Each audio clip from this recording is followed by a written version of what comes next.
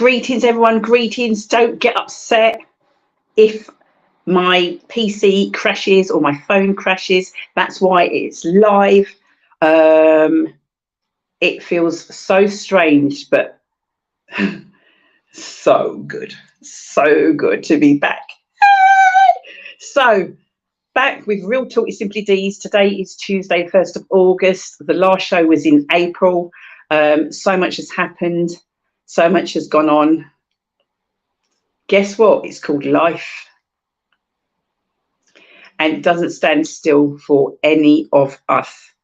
In case you're confused, in case you forget, it doesn't stand still for any of us. So I am absolutely thrilled to bits to be back. I'm not so sure about the producer.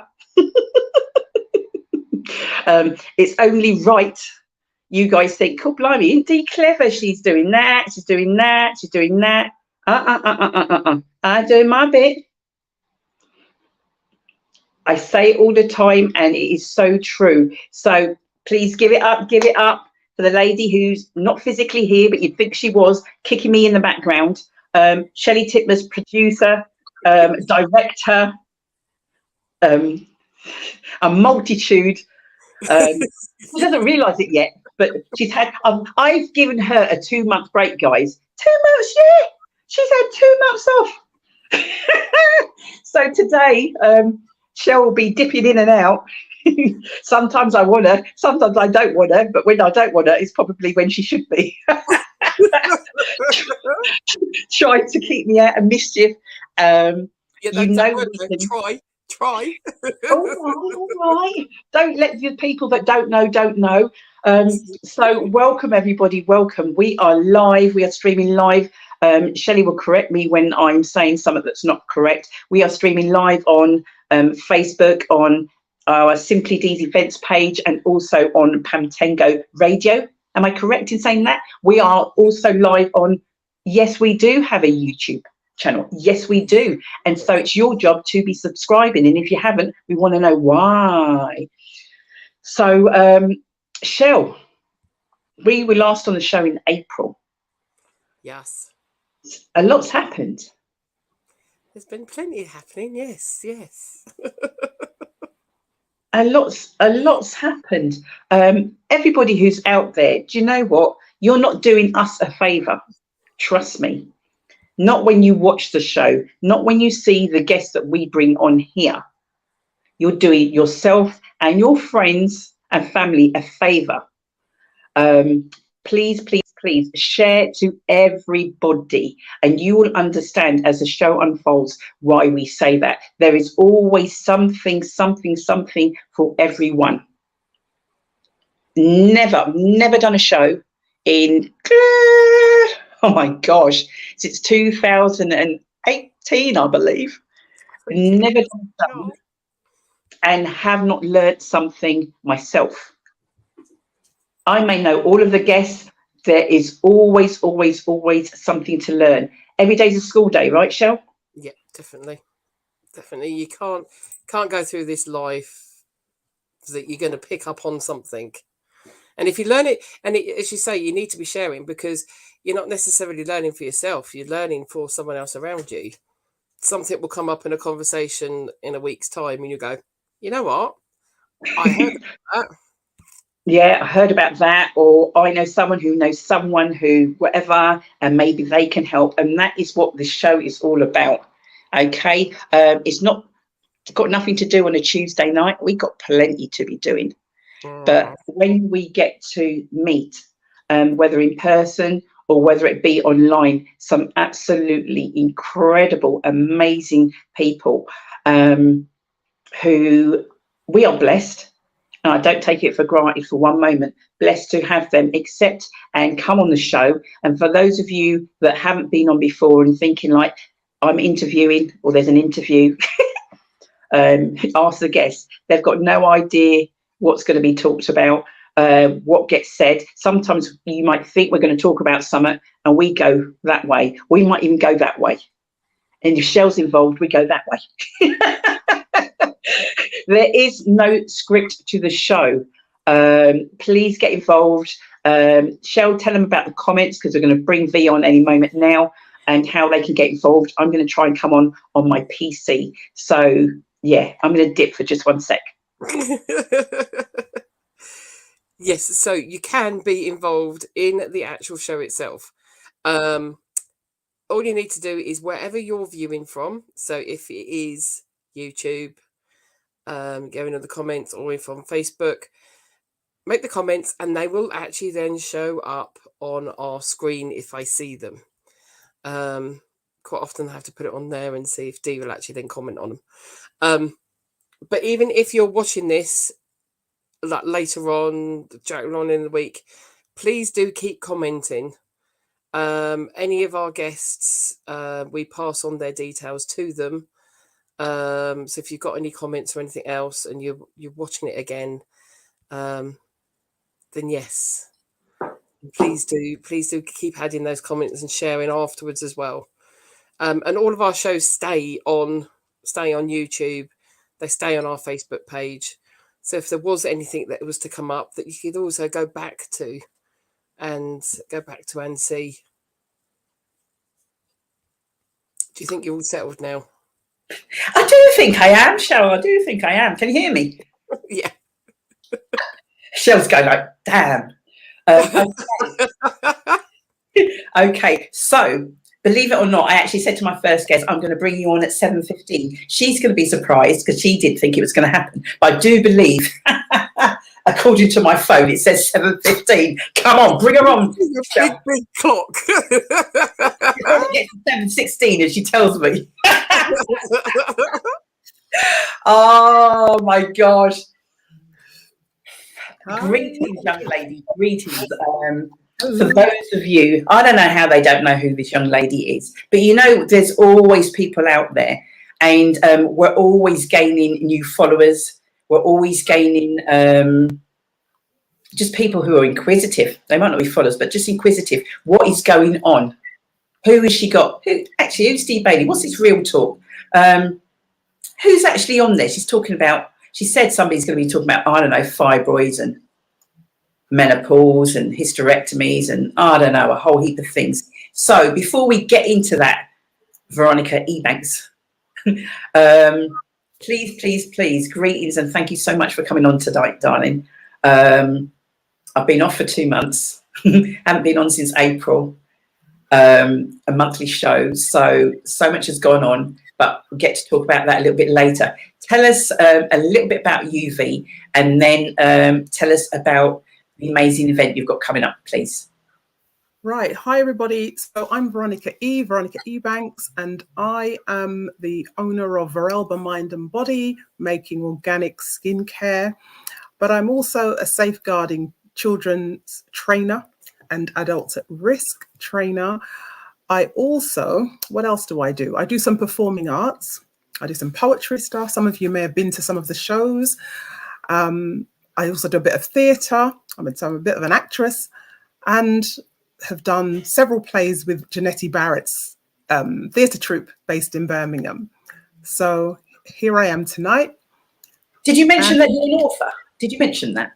No, I didn't. But yes, I am an author, and I've got the book here. I'm a co-author and an author. So I'm a co-author of Life in a Lockdown 2020 Behind Closed Doors, and I'm chapter 1. I'm the instigator for that book, and I'm chapter 1. All right. 22 of us females wrote a chapter each and produced that fantastic book. But I'm also an author of my own book that I published last year in 2022. And here it is. It's called The Hysterectomy Chronicle. I don't know if you can see the title very well. There it is, The Hysterectomy Chronicle. And it charts my journey with my own gynecological issues, my own gynae issues. I ended up having a hysterectomy because I had fibroids, massive fibroids, that made my womb swell up to the size of a 15-week fetus or baby then. 15 weeks? Yeah, a 15-week size.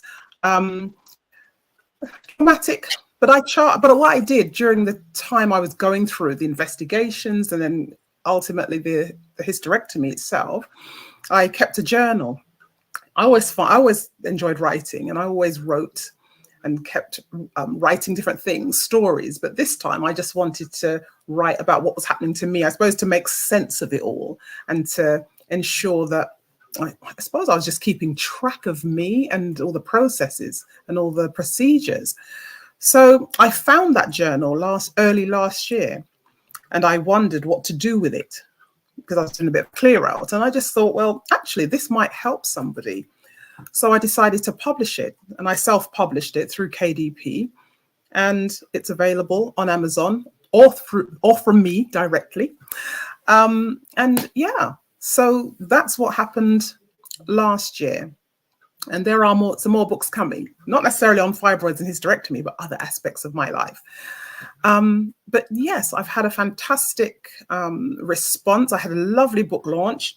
And at that book launch, it became clear that obviously fibroids and hysterectomy is a bit of a taboo subject. We don't really speak about it. And then the implications for fibroids and hysterectomy.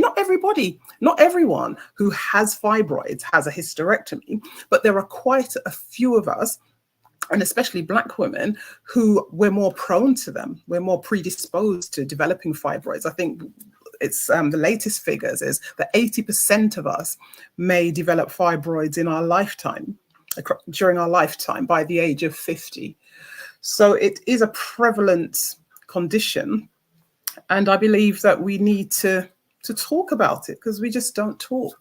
And if we don't talk, the question is, how do we know we're getting the right treatment? How do we know that our outcomes are comparable with other people's? You know, there's lots of stats out there with maternal deaths and antenatal and postnatal treatment and outcomes for Black women. But when it comes to fibroids and hysterectomy, because it's such a taboo subject, not just for Black women, but for all of us women, because every type of woman can potentially develop fibroids, but we seem to get them more often. So yeah, don't get me started, because I'll just. Did you say 80%, Fee? Did I hear you right? Did you say 80%? Yeah. The latest stats that I've looked at, and I think even Forbes printed something just recently about Black women and fibroids. And the medic was saying in that article, wrote that up to 80% of Black women potentially develop fibroids by the age of 50. Those stats are absolutely incredible. Yeah. And that's how prevalent it is. So my question is, and I suppose the work that I'm doing is to bring that information and that awareness raising to the masses, I suppose, and for those people who are interested. So I mentioned the book launch that I had last year, September of last year. Now then April came and went. We had the conference. I'm the founder of the UK Fibroids, Hysterectomy and Beyond conference. So that was well attended. The book launch was fantastic. Individuals were saying, yes, we want more information. We want more activities and more events around fibroids, hysterectomy.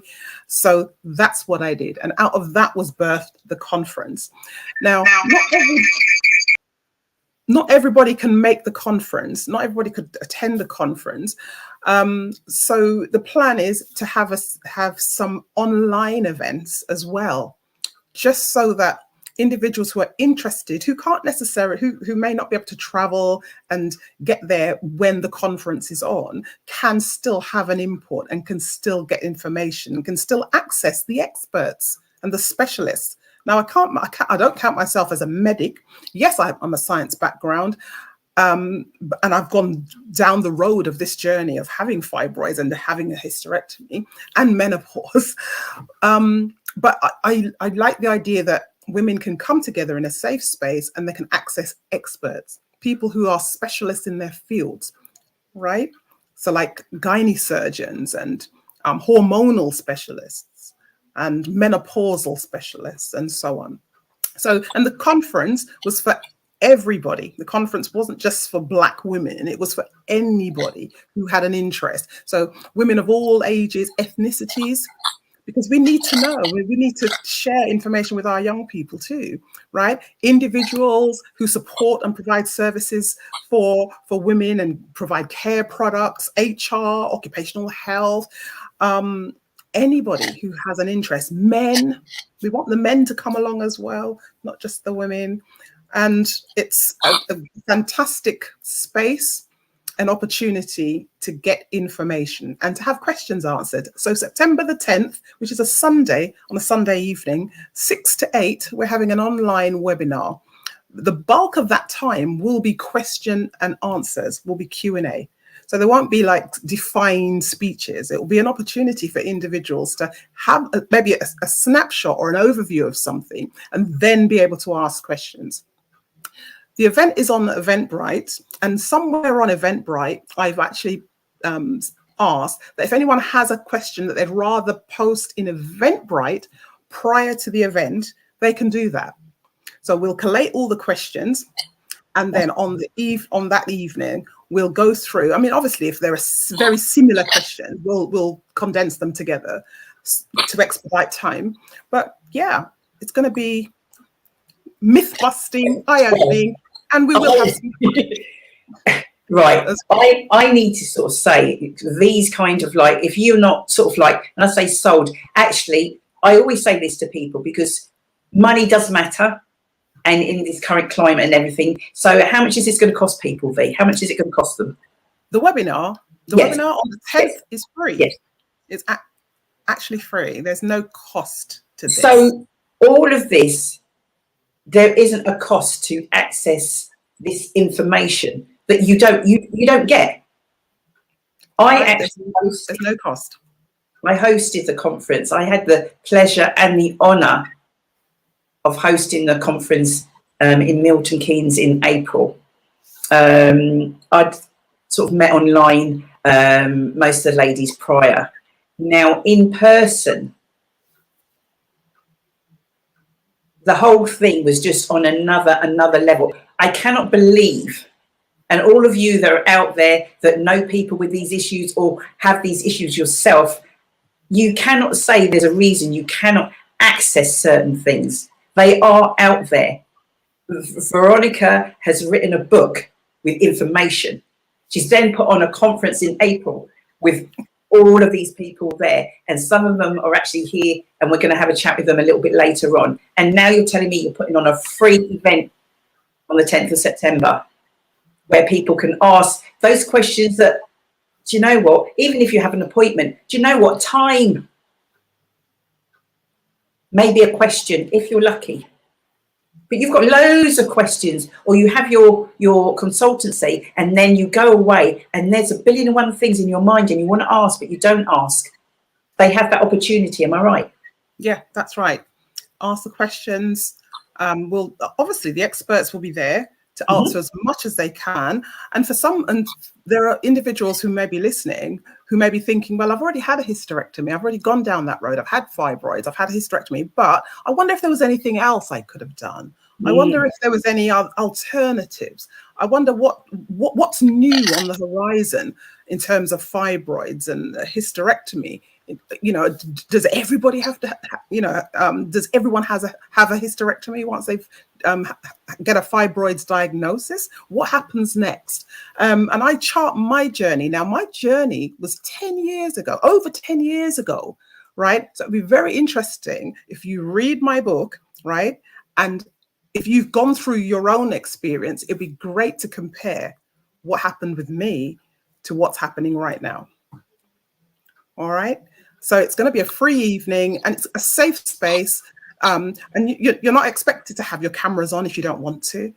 If you want to speak, fine, or you can use the chat facility. But it's going to be an evening where women who often tread a lonely journey. There are some women who tread a very lonely journey when it comes to gynae stuff and hysterectomy. And then the implications of that, right? You know, the ramifications of having a hysterectomy for us as women. Yeah, there's not just the family, the individual, there's the family, then there's work, then there's culture, then there's society, there's all of that. So it's huge, and we really do need to talk.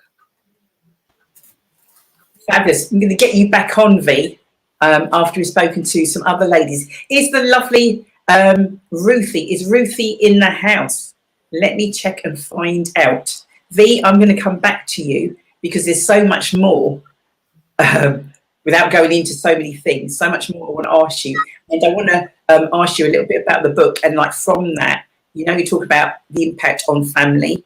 And so say, for instance, if you are in a relationship, what that impact can possibly, but we don't talk about these things, do we?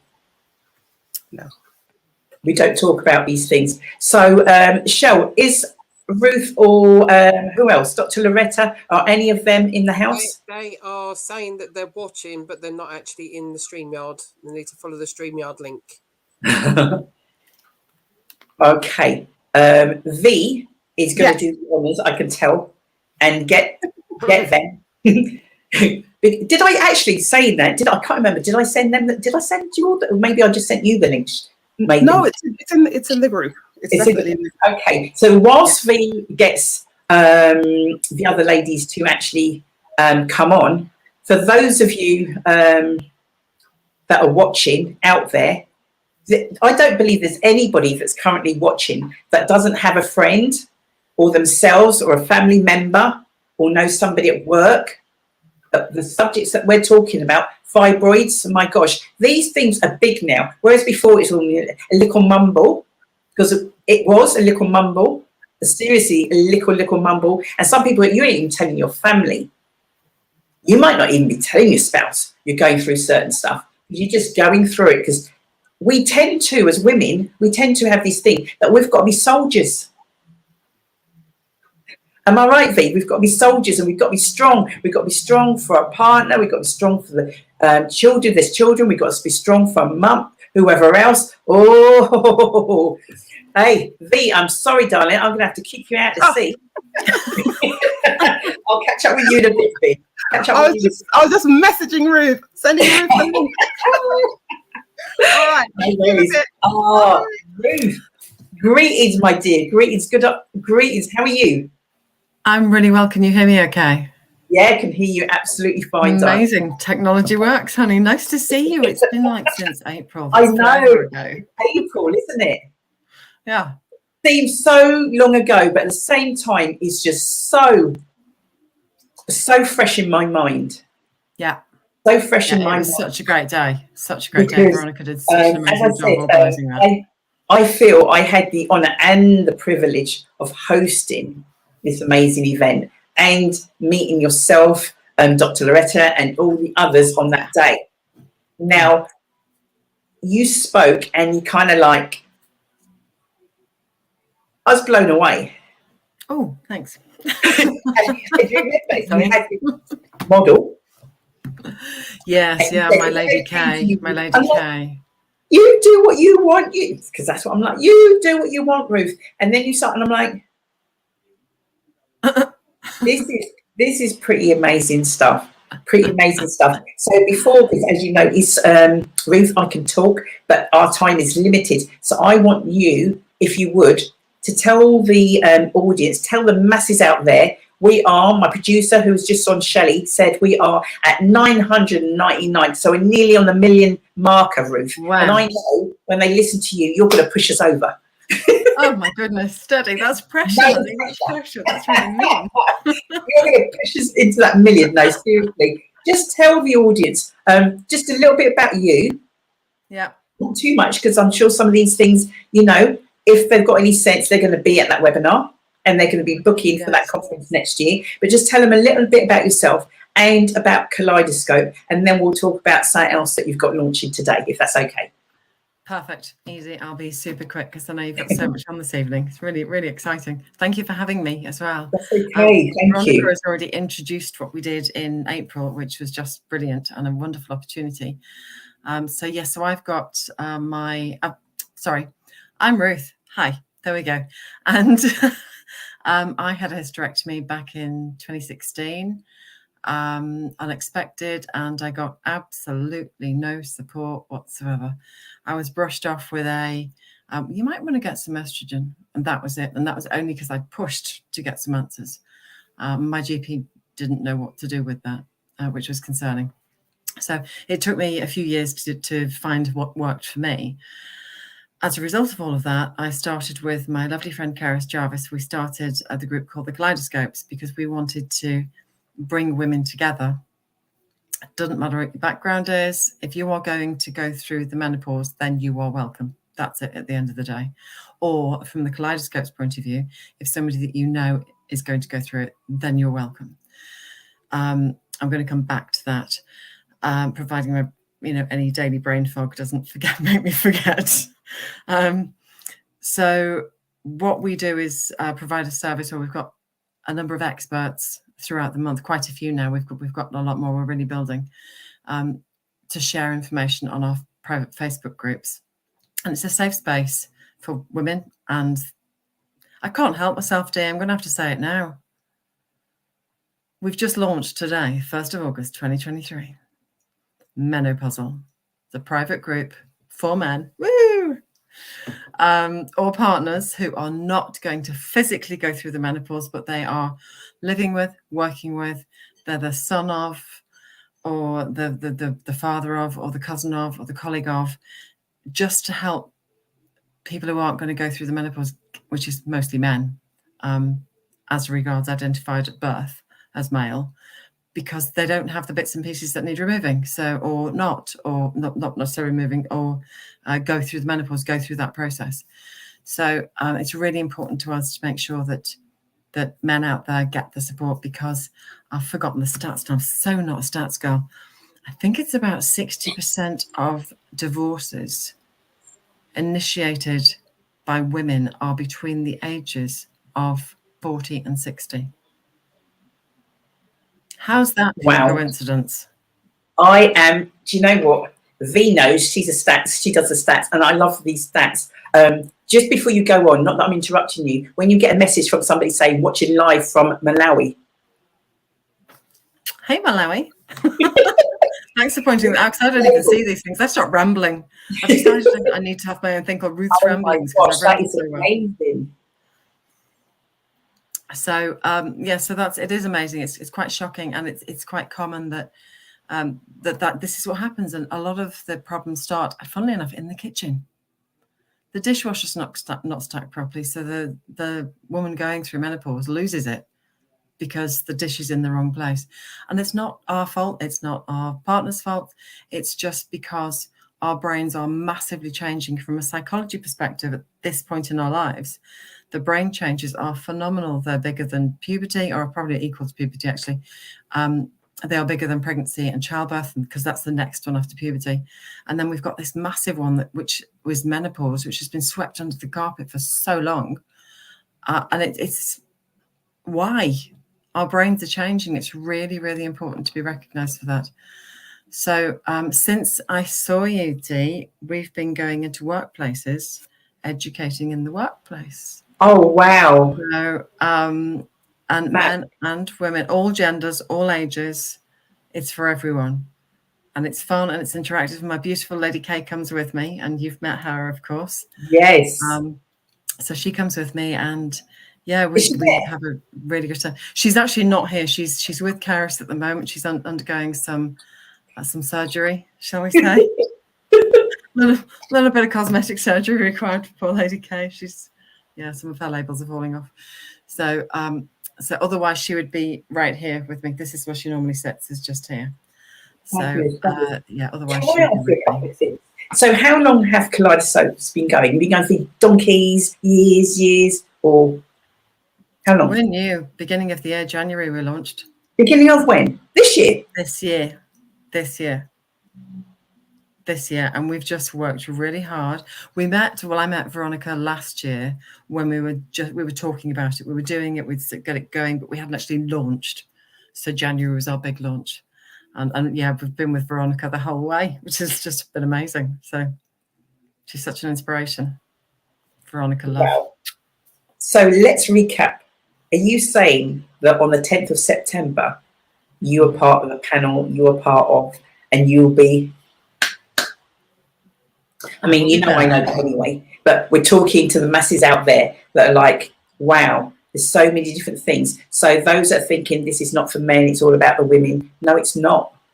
Oh no, it's for men as well. It's for children. It's for, you know, it's for any age. It's for women or men who've lived with women who've been through fibroid hysterectomy and menopause, and understanding what they went through, what they might go through, because 3 in 4 women suffer symptoms of menopause, and 1 in those 4 suffer severe menopause. So the other 3, that doesn't mean they get enough lightly. It just means it's a little bit less than the 1 in 4 that's severe.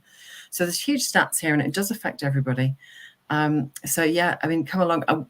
My take on it from Veronica's point of view for the conference and for people coming to the conference is less about the physical, what goes on with hysterectomy and menopause in regards the physical symptoms.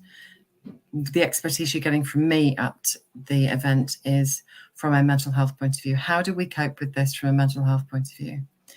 So that's one of the biggest things. And how do we talk to our partners? How do we talk to our kids? You know, I'll hold my hands up and say that I sat in the corner of the kitchen crying on more than one occasion and having no idea why until afterwards. And just that hindsight looking back. I think there's so many, isn't that? There's just so many. And, you know, I think there's a thing where you're scared. You're scared to know. Yeah. What's happening to me? And when you're the partner, what's happening to her? She's never been like this. I've never known her like this. What's going on? When you don't know yourself, how do you then explain when you don't even know yourself? Yeah, exactly. Education.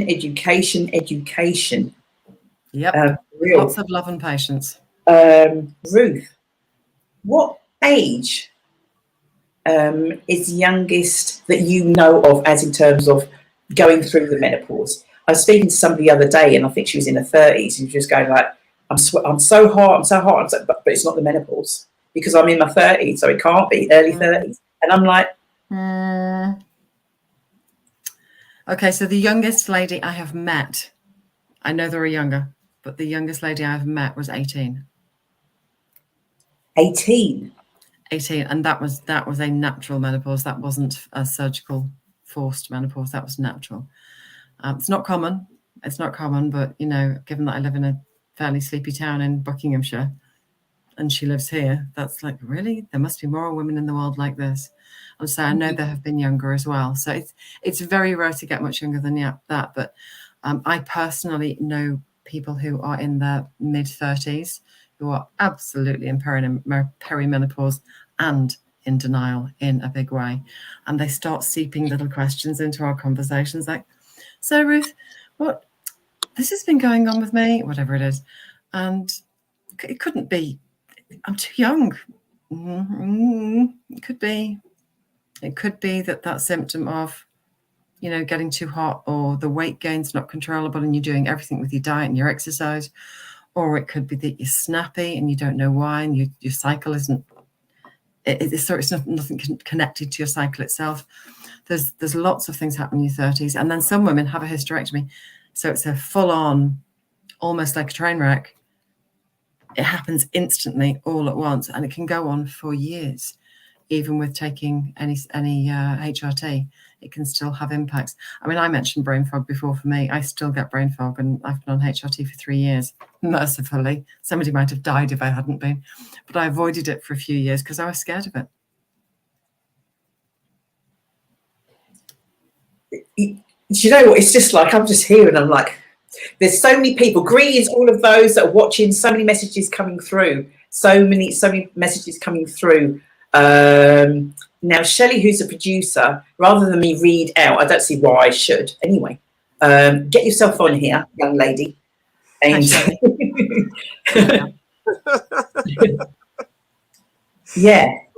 With regards to perimenopause, menopause, there's something that I've gone through recently. Now, I've had polycystic ovaries, I have an underactive thyroid, so my cycle's always a bit funny anyway.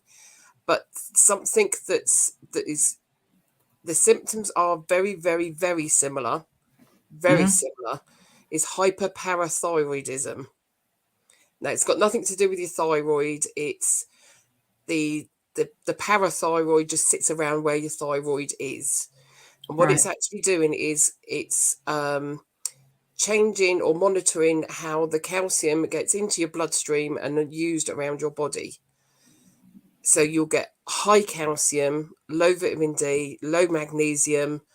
You'll end up going into the osteopenia, whatever you want to pronounce that then leads on to osteoporosis. So whenever I'm talking to anyone that's then talking about having issues with the brain fog, aches and pains around the body, the hot flashes, I also then mention hyperparathyroidism, because it is getting, both of them are just getting shifted under the carpet. Why don't you try this? If it's not working, come and see me at an X date, whenever you can, try and get back in to see your doctor. Hyperparathyroidism is only ever picked up when it's through a blood test, and even some areas, and I think this is exactly the same with when you go through to like your endos, that when you go into the system at the hospital, it's a suck it and see approach. Try this and carry on, and then carry on, and you are fobbed off, and it is dangerous to the body.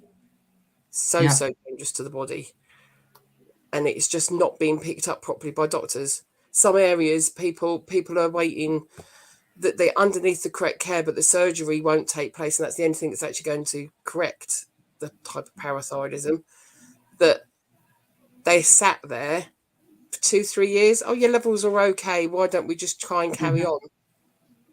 And in some areas, thankfully in Luton, it was, this is what we've got. This is what we know it is. We'll just book you in for surgery. Wow. And I was through within the year. But I'd had years and years and years leading up to it. And I just assumed, because of my polycystic ovaries, that it was the perimenopause.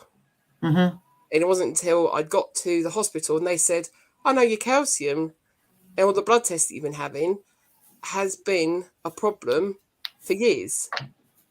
But they're not picked up by an old doctor.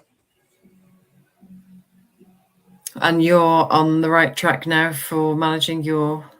Yes, I had the operation, and now I know that other things that I'm having going through is just the normal. Right. I don't know why are we laughing? Because this is one of the things. There's got to be you've got to have some humour in there. Oh yeah. Because otherwise, you'll send yourself crazy. You'll send yourself mad. I remember, if I'm honest with you, I can't remember how old I was. And I remember when I was doing something. It was like one summer's day. And then I was like, somebody's put the radiator on my back. And but honestly, I just felt severe heat, like I had my back against the radiator. And I swear, I'm on my own, and I'm sitting there, and I'm just, like when you're trying to style it out, and I'm like this. And there's nothing behind me. And I thought, you're going mad. I thought, you're going mad. Yeah. But I knew what I felt. But because I couldn't see anything, I thought, and obviously you could speak to, 100 friends. And just because some get certain symptoms, you're like, well, I didn't get that. So that means that we're all different, aren't we? We are different. We don't necessarily have to have all of those symptoms. Absolutely. And one of the things that I'm seeing a lot of at the moment is, because it's menopause, thankfully, is being talked about in the press. Shelley, I want to come back to PCOS and things, but with menopause being talked about so much more, every single little possible connection is being thrown out as a symptom. And I think we're bordering on dangerous waters with that, because somebody said to me a few weeks ago, "Oh, we're up to 60 symptoms now." I thought, really? Are we? Evidenced, we've got 35. And anything that we work with at the Kaleidoscopes is evidence-based. We can talk about other things that might be linked or anecdotal. That's what I'm looking for. Anecdotal. I'm more than happy to discuss anecdotal, but I would never claim, none of us would ever claim, that anything that we are sharing is evidence-based if it's not. So we've only got 35 evidence-based. And even the link between PCOS and early onset menopause is, whilst it's being researched, and the amazing Diane Danzebrunk is doing a lot of work there, widely recognized as a different thing. So Shelley, what you've been dealing with PCOS, and I'm sorry I can't say it without looking at the word and it's not there, but I know what you mean. It's too long, honey. It's not written down. I've got a chance. Yeah. And accepting that we are all unique individuals. I think you said this before, Dee, about we experience different things. So, for example, I've never had a hot flush like I've heard other people having hot flushes. If I get in a panic and something happens, like a truck pulls out in front of me, I mean, I think that's fair to say that that's a panic moment. What happens to me then, but only since perimenopause, not that I knew it was perimenopause, only since then do I get this full on, plugged in, high heat, and my skin does not cope with that very well. But it's plugged in high heat, I look like a beetroot, and then I can't breathe properly. And it was only since perimenopause, but so it was the looking back that I realized that it was perimenopause that was not helping me cope with these anxiety-riddled situations. And so actually I'm not being unreasonable. I'm just dealing with life the best that we can. And Shelley, you've had great medical support, which is wonderful. At the conference, just to plug it a bit more, we will have the lovely Dr. Loretta, and she is so knowledgeable. I mean, Dee and Veronica, you know this already. She's so knowledgeable, and she's funny, and she's knowledgeable. I was totally in awe of her, actually. She was just amazing. And she would be able to answer some questions around similar topics of yours, Shelley. She would know. Because that is very, very specialist, and I would never claim to be an expert on those matters at all. Oh, fab. Don't go anywhere right yet. V, is Dr. Retta coming? Do you know she's coming on? You're on mute, sorry. You're on mute. Sorry, guys, I've checked, and I can only imagine she's got a medical emergency. No problem. I can only imagine she's probably got a medical thing.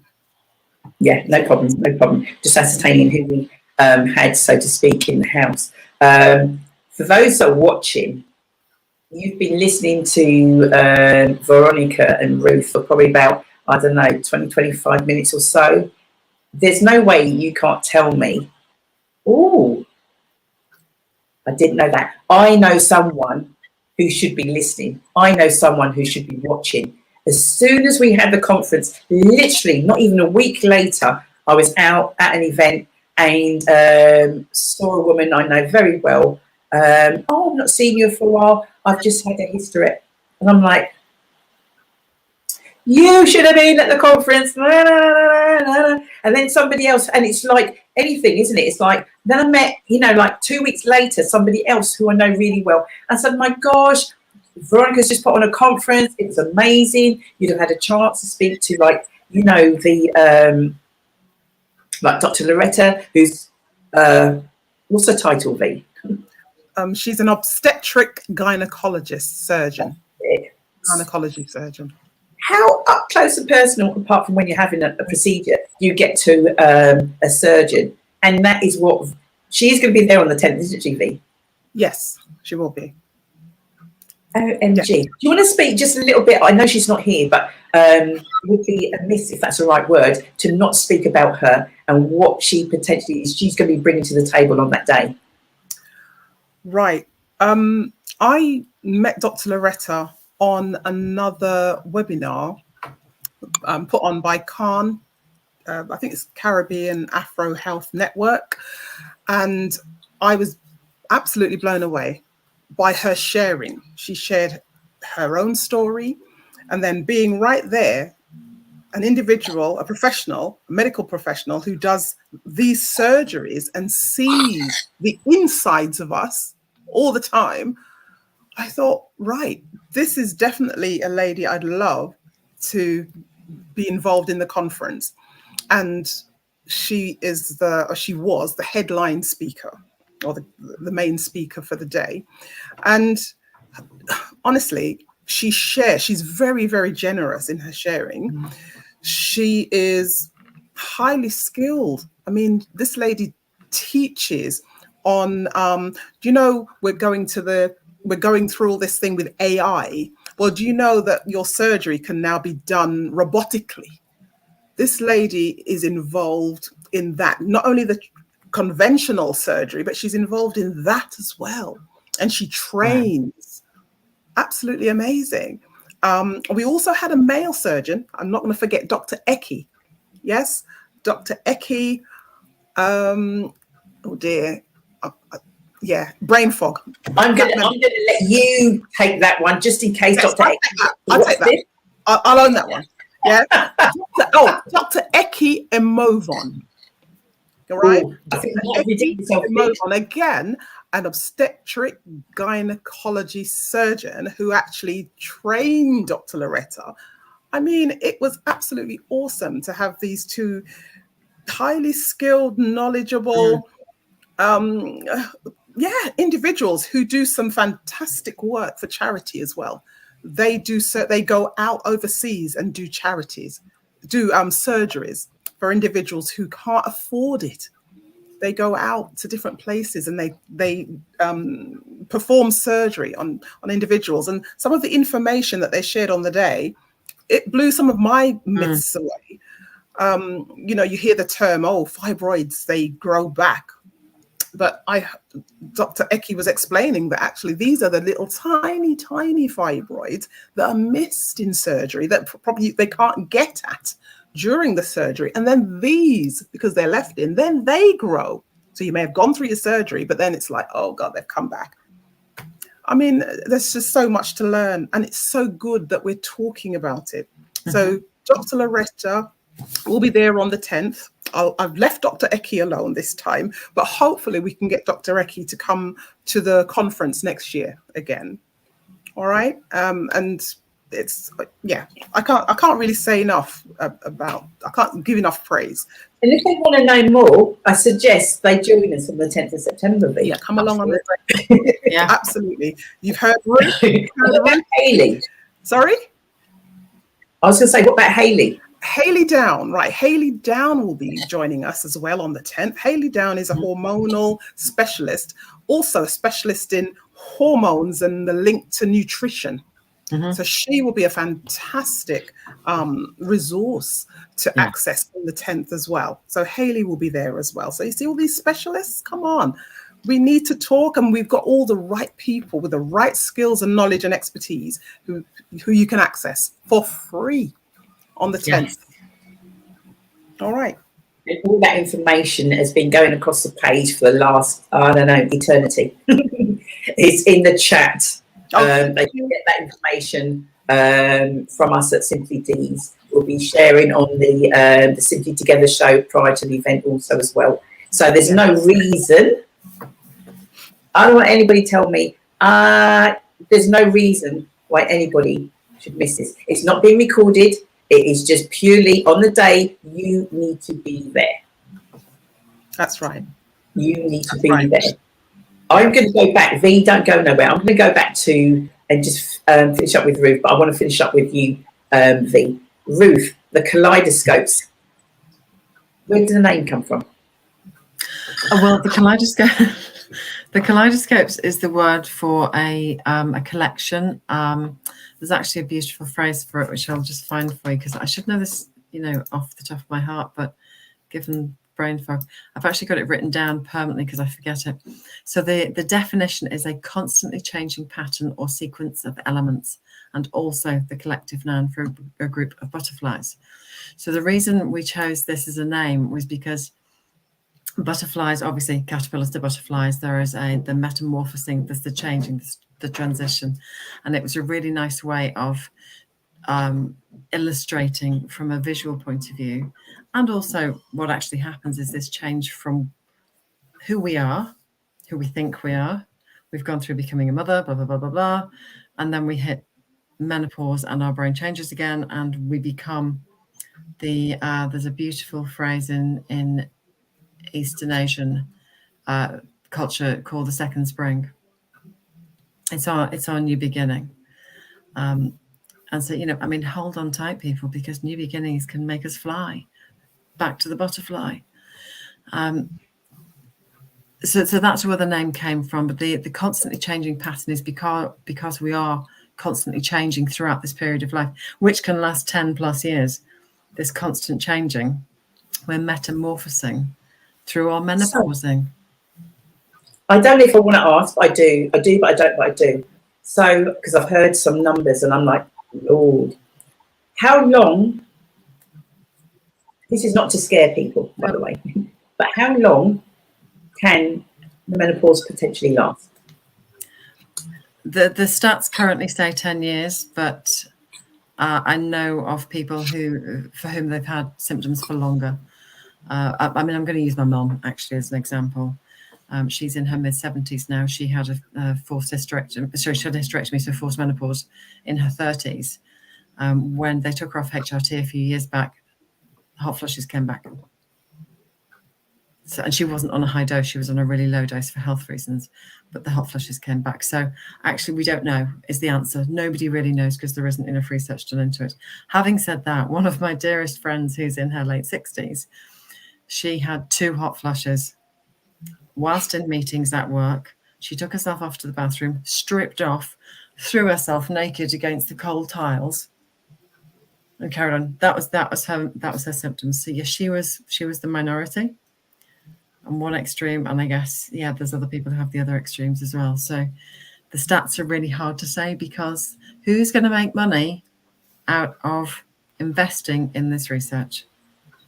And that's the problem we have. It always comes down to money, doesn't it? That's why the show's called Real Talk, Ruth. Mm-hmm. That's why it's called Real Talk. It's okay, sort of like throwing. It's like that's what people want to hear. That's what we need to be saying. Short of like blaspheming, I want people to keep it real. Yeah. Because if I was watching as part of the audience, you're like, oh my gosh, you guys are so relatable. You know, when you think of sort of like people maybe putting on conferences or surgeons or, you know, accessing these things, for general people, it's like, it's just so far out of our reach.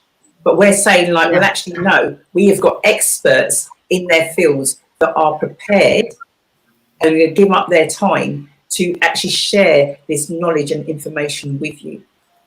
Yes, and that's what Deez brought together is this beautiful panel to help in whatever way we can and to open their world out. And that's what Kaleidoscopes is all about. Is about having experts that women and men now can reach out to find the support and help that they feel will suit them, because not every flavour suits all. That's right. That's right. That is so right. Oh my gosh, Ruth, thank you so much. Thank you so much, seriously. Thank you so much for coming on this evening. So we've got, if you can do me a favour, if you can drop your information, your details in the chat. Sure. Okay, the you know, your website or any of your social media links. Shelley will then be sharing that. Shelley's on. Yeah. What's she saying? She's already done it. I don't know. She's just making signs. She's on mute. I did put a link to the conference up before, but I did. Yeah. There's a separate link to all the Kaleidoscopes. It's the website and the Facebook page, and then the two groups come off of the Facebook page. You've got a link to these pages and to the event as well in the chat. Yeah. I knew that anyway, but I thought I'd throw it out. We're all over it, Dave. We're all over it. It's like a genie. You know when you rub the genie just appears. There's a very good, I'm sure, I think V, you might know. Do you know Vivian? Vivian. I saw Vivian in the chat. I saw Vivian. Was it Vivian Pettigrew? Hi, Vivian. Yes. I'm not sure if I know you. I've seen the name. Vivian, thank you so much. This is what we want. And this is what this show is for. And there's no way you can miss the 10th of September now, Vivian. Okay, but this is what we want. All those that are watching, that's why I was saying share with your friends, your contacts, your family, and so we can get questions coming up. And this is what they are going to do. Correct me when I go wrong, ladies. This is what this event is all about. Okay, so V, do you want to read what Vivian's put? And maybe someone... Vivian has said in the chat, hi Vivian, hiya, lovely to see you. I'm nearly 45 and I feel like I'm heading for menopause. I haven't asked anyone for help because I feel embarrassed. Plus, I feel kind of sad because I'm changing. Oh, Vivian, come and join us. Don't be sad, darling. This is an opportunity to grow into something even more amazing than you already were. So just embrace it and join in for the ride, because this can be fun. It can be full of laughter. It can be full of everything that we wanted to be full of. And don't be embarrassed. You're just moving into the next phase, which turns you into the wise woman. So embrace it. Embrace it. Yeah, I'd say, but you already would know this, Vivian, at 45, that life is a roller coaster. Mm. And no matter what it is, you're going to have that, woo, you're on that high. And then there's going to be a little dips. But guess what? You do come out. You do. You're not going to stay down there. So please, please, please do not be embarrassed. Please make a note if you haven't already. The details, it's all over this show, the details for the conference on the 10th of September, 6 to 8 p.m. You said about being embarrassed. Do not be embarrassed. You are not alone. Oh, bless you. Okay. See, this is what it's all about, Ruth. But V knows that anyway, because, you know, it's all about, if we can you guys know this already, you are making such a difference. Julie Jones, I don't know if I know you, but I'm enjoying the show. Yeah, 10th of September in the diaries, guys. 10th of September, 6 to 8 p.m. The Kaleidoscope, all that information is in the chat. You can access get more if you need to. Contact us, or certainly contact Ruth and her team, and they will be able to support you. They are now going into organisations and speaking. I'm certainly going to see if I can do a link where I'm at, Ruth, as in like the male kind of, you know, that might be an avenue in somehow. So I'm going to say good night to you, Ruth, for now, but obviously we will be catching up real soon. Remember this, people can catch this on replay. We are on YouTube live also as well. So for now, Ruth, thank you so much, darling. I'll catch up soon. Thank you for having me. See you guys. All right, no problem. All right, bye-bye. Oh, wow. Okay, so V, are you reading? I know you're doing a billion one things. Vivian, please keep talking, girl. Keep talking. This is what we want. It is so important. She said, like her friends, and she's going to be sharing with her friends because they're clueless. Yeah. Yeah, but see, no one told us anything. You know, the society, we've all kind of grown up, but no one talks. Everything's under wraps. We whisper things, or we hear little snippets. Oh yeah, she's going through the change.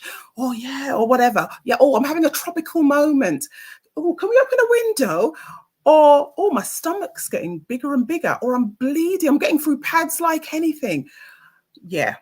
We're talking now, Vivian, Julie, we're talking. We're actually bringing the subjects up. Menopause is great now because everyone in the boardroom, they're talking about menopause.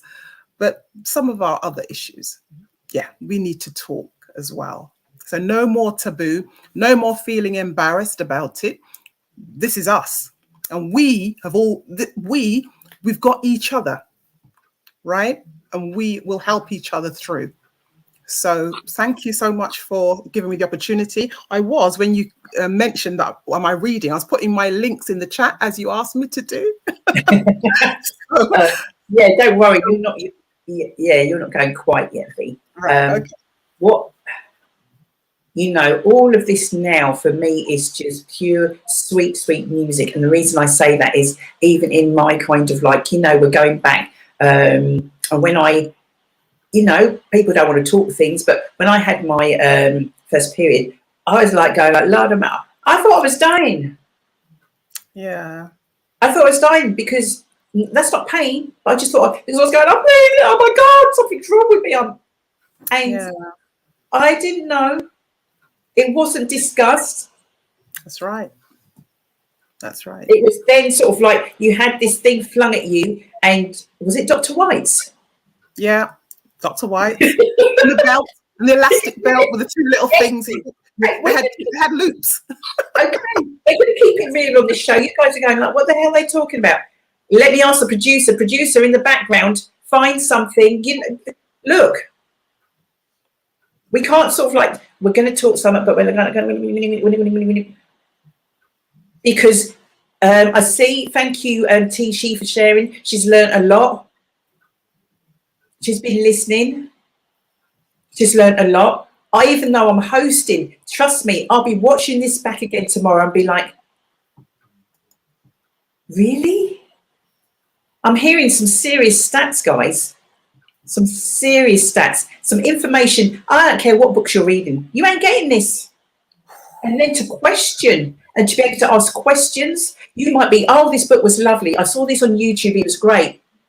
Are you getting to ask that person? To ask and find out more. Something that will help you or help a friend, help a sister, whoever. My great aunt talked about boiling the pads before the disposables. Wow. All right, Vivian, my mum generation. All right. Is she trying to say we're old, V? What's she saying? What are you saying, Viv? What are you saying? You know, I'm joking. I don't know. I've got a feeling I kind of know. I bet she's on a Facebook friend. But yeah, that's right. All of them things, we have to talk about them, because that way then, do you know what? You're not going to be scared. You're not going to be frightened. At 45, you're saying you're 45. I'd be thinking like, wouldn't you? But do you know what? Why would you? Why would you know? We just assume so much. We assume sometimes we're going through something on our own, or we don't want to share because, like, do you know what? I'm a bit embarrassed. I don't even want to tell people certain things. You don't want to tell them. So, yeah. Oh, my gosh. I'm buzzing. Proper buzzing. Veronica Ebanks, my friend, my good friend. Show us that book, because that's a wicked cover. Show us that book. Can you see that very well? Yes, you can. You can see it brilliantly. It comes up really good. There we go. The So, Hysterectomy Chronicle. Hysterectomy Chronicle. Yeah. Yep. An intimate, personal account. So I talk about it all in here, right? And to think that this was based on my journal that I kept. I get quite emotional about it, actually, when I think about it, and the time when I was going through my stuff, my fibroids and hysterectomy journey. It was very lonely. It was, you know, really, really lonely. And I talk about the mental health aspect of it. I talk about, you know, the intimacies of it, the ins and outs. And yeah, I just felt like I was left. I never ever had an opportunity to speak to a surgeon, other than when he came, the male surgeon came round, or someone came round for me to sign the disclaimer that you have to sign before surgery. I didn't have an opportunity to ask specific questions or sit down and chat. The nurse who took my weight and did all my kind of preliminary checks and things didn't have much opportunity. It was kind of like do the urine sample, get the weight done, whatever. You didn't really have a chance to sit down and talk. And we didn't talk amongst ourselves. We didn't talk about, you know, and there are individuals whose family members, close family members, like mums, aunties, cousins, even sisters, have had hysterectomies, and no one knew. No one knew, because it was a secret. It's taboo. And obviously for personal reasons, some people don't want people to know, because that's another whole conversation, isn't it? I love all of this, because this is what this is about, and this is why Veronica and Ruth are on, to kind of like, they're throwing the bait out. Really? Yeah. And the men. Right. And the men. Yeah, and the men in our lives, they need to know more. They need to know more. So menopausal, I love it. Yes. Love it. Yeah. Menopausal. Come on, men, get in there. Come on, guys. Tell V, I would love to continue our conversation. Tree trunk, Oh, sorry. I've realised what you're saying, Viv. I didn't realise. I did see your bit before. Vivian said, I used to joke about Dr. White pads. I used to say it was like having a tree trunk between your legs. But now I know, after having 5 children now, it's big pads for me. That's right. That's right. Your honesty. Yeah, the big knickers as well. Absolutely spot on. It's absolutely spot on, because when people, whether they're watching now, and what we have like people that won't comment, so you're thinking, oh, nobody's watching, and then I'm out and about, or I get a message, and I'm thinking, I didn't even know you were watching the show, and people comment, but they're silent. They won't actually say anything. So we thank you, Vivian, for sharing. We certainly do, and hope to see you on the 10th. So, V, I'm going to say thank you so much for now. I have got the wonderful Daniela, our Daniela, waiting in the wings to come on and share a few things. And she has an event coming on. And what date is that event, do you think, V? What date do you think that is? It's a busy month, September. It is the same day. Oh, is it? Oh, hi, Yes, Daniela. it is. Hello. You know she's on mute. I know that. Hello. Lovely. Technology queen. Lovely. Lovely to see you. Thank Take you. care. Oh, yeah. care. Me? I'll catch Amazing you as later. always. Darling. Thank you. Hi, everyone. Oh. Bye-bye. I hope I'm not going to burst into tears now seeing this young lady. Daniela. It's been a while. It has. You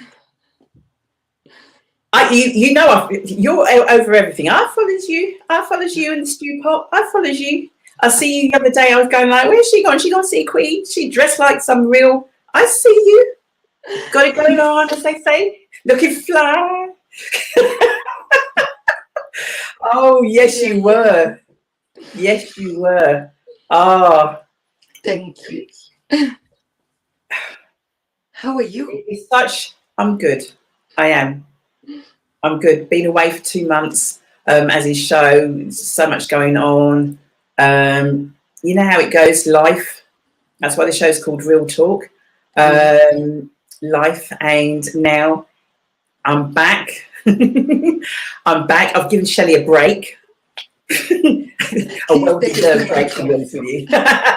A well-deserved break, but to the masses that are out there, because there are masses, Daniela, there is no pressure. There never is any pressure. We're going for the millionth viewer, and you're going to take us there. Ruth, you almost did, love. We thank you. Yeah. Oh my gosh, so much. Almost so much information being shared tonight. It's absolutely amazing. Now, there's viewers out there that are going, oh, I recognise that lady. I've seen her before, but there are going to be many, Daniela. There's many, many, many, because there was somebody that's messaged already today saying, I'm watching from Malawi. Amazing. So this is global. You've got to remember, once you're online, it's global, right? This isn't Bedfordshire, Hertfordshire we're dealing with here now. We are global. We are beaming to the masses. So they're coming to see you, the star. Sorry? That's because they're coming to see you, the star. No, they're coming to see who has she got on tonight. What are they going to be talking about? So we're beaming to the masses out there. I'm going to give a warning. I'm going to give a little warning. We're not going to go deep, but I'm just going to give a little warning prior to people that the viewers out there. This young lady I met, oh my gosh, a young lady, because everybody's young, Vanette. And this was, oh gosh, I can't remember, moons back, and she had a book launch. But prior to that, I don't know whether it's via Vanette, I'd connected with you. I hadn't met you. Facebook. Following somebody, it's like, you're just following them, and you're kind of like in awe of all the things that they're doing and all of that. And that's how I felt about you. So when I've gone to, like, because you were speaking, And you were one of her keynote speakers at her book launch. And I was going, I'm making it. I don't care what's going on. I'm going to Milton Keynes. I'm going to the launch. And as soon as I hadn't met you before, but as soon as I knew it was you, and I gave you, we just hugged, didn't we? Like, We did. like, oh, we've known each other for years and stuff. No, we've never met. We've never met. And the rest is history. The rest is history. And I'm just going to put out there, you do not have to, and somebody else messaged me, I think it's past week, you don't have to speak to somebody every single day. You don't have to message every single day to know that the love is there. That's and to right. know that the love is always there. Yes. Oh, So absolutely. that's all I'm going to say for the moment. I want you to do this. Yeah, my awesome next guest. I always get this wrong, and to think I've done a couple of book launches for you, you wouldn't believe it. Daniela Svampa Cowie. Am I right? Oh my God, that's perfect. Dude, Goody. You nailed it. thank you. Can you tell the audience? I need them to get a bit of a foundation before we talk about, because obviously you've got something up and coming, but then if they know that, and they'll be like, okay, she's got an event, so what? But when you understand a bit of the before and the journey, you'll then understand the importance of the event and everything else. Oh, that's a message from TC. I love our Daniela. Love She loves you too. Bless her. Oh, You can say I don't know where to start, aren't you? meant to start by saying who I am. Yes, please. Okay, I am Daniela. I am originally from Italy, although I've been in this country for over half of my life. You might not be able to tell by my accent, which never goes away. I am an integrative therapy counselor, author of 3 books, and speaker.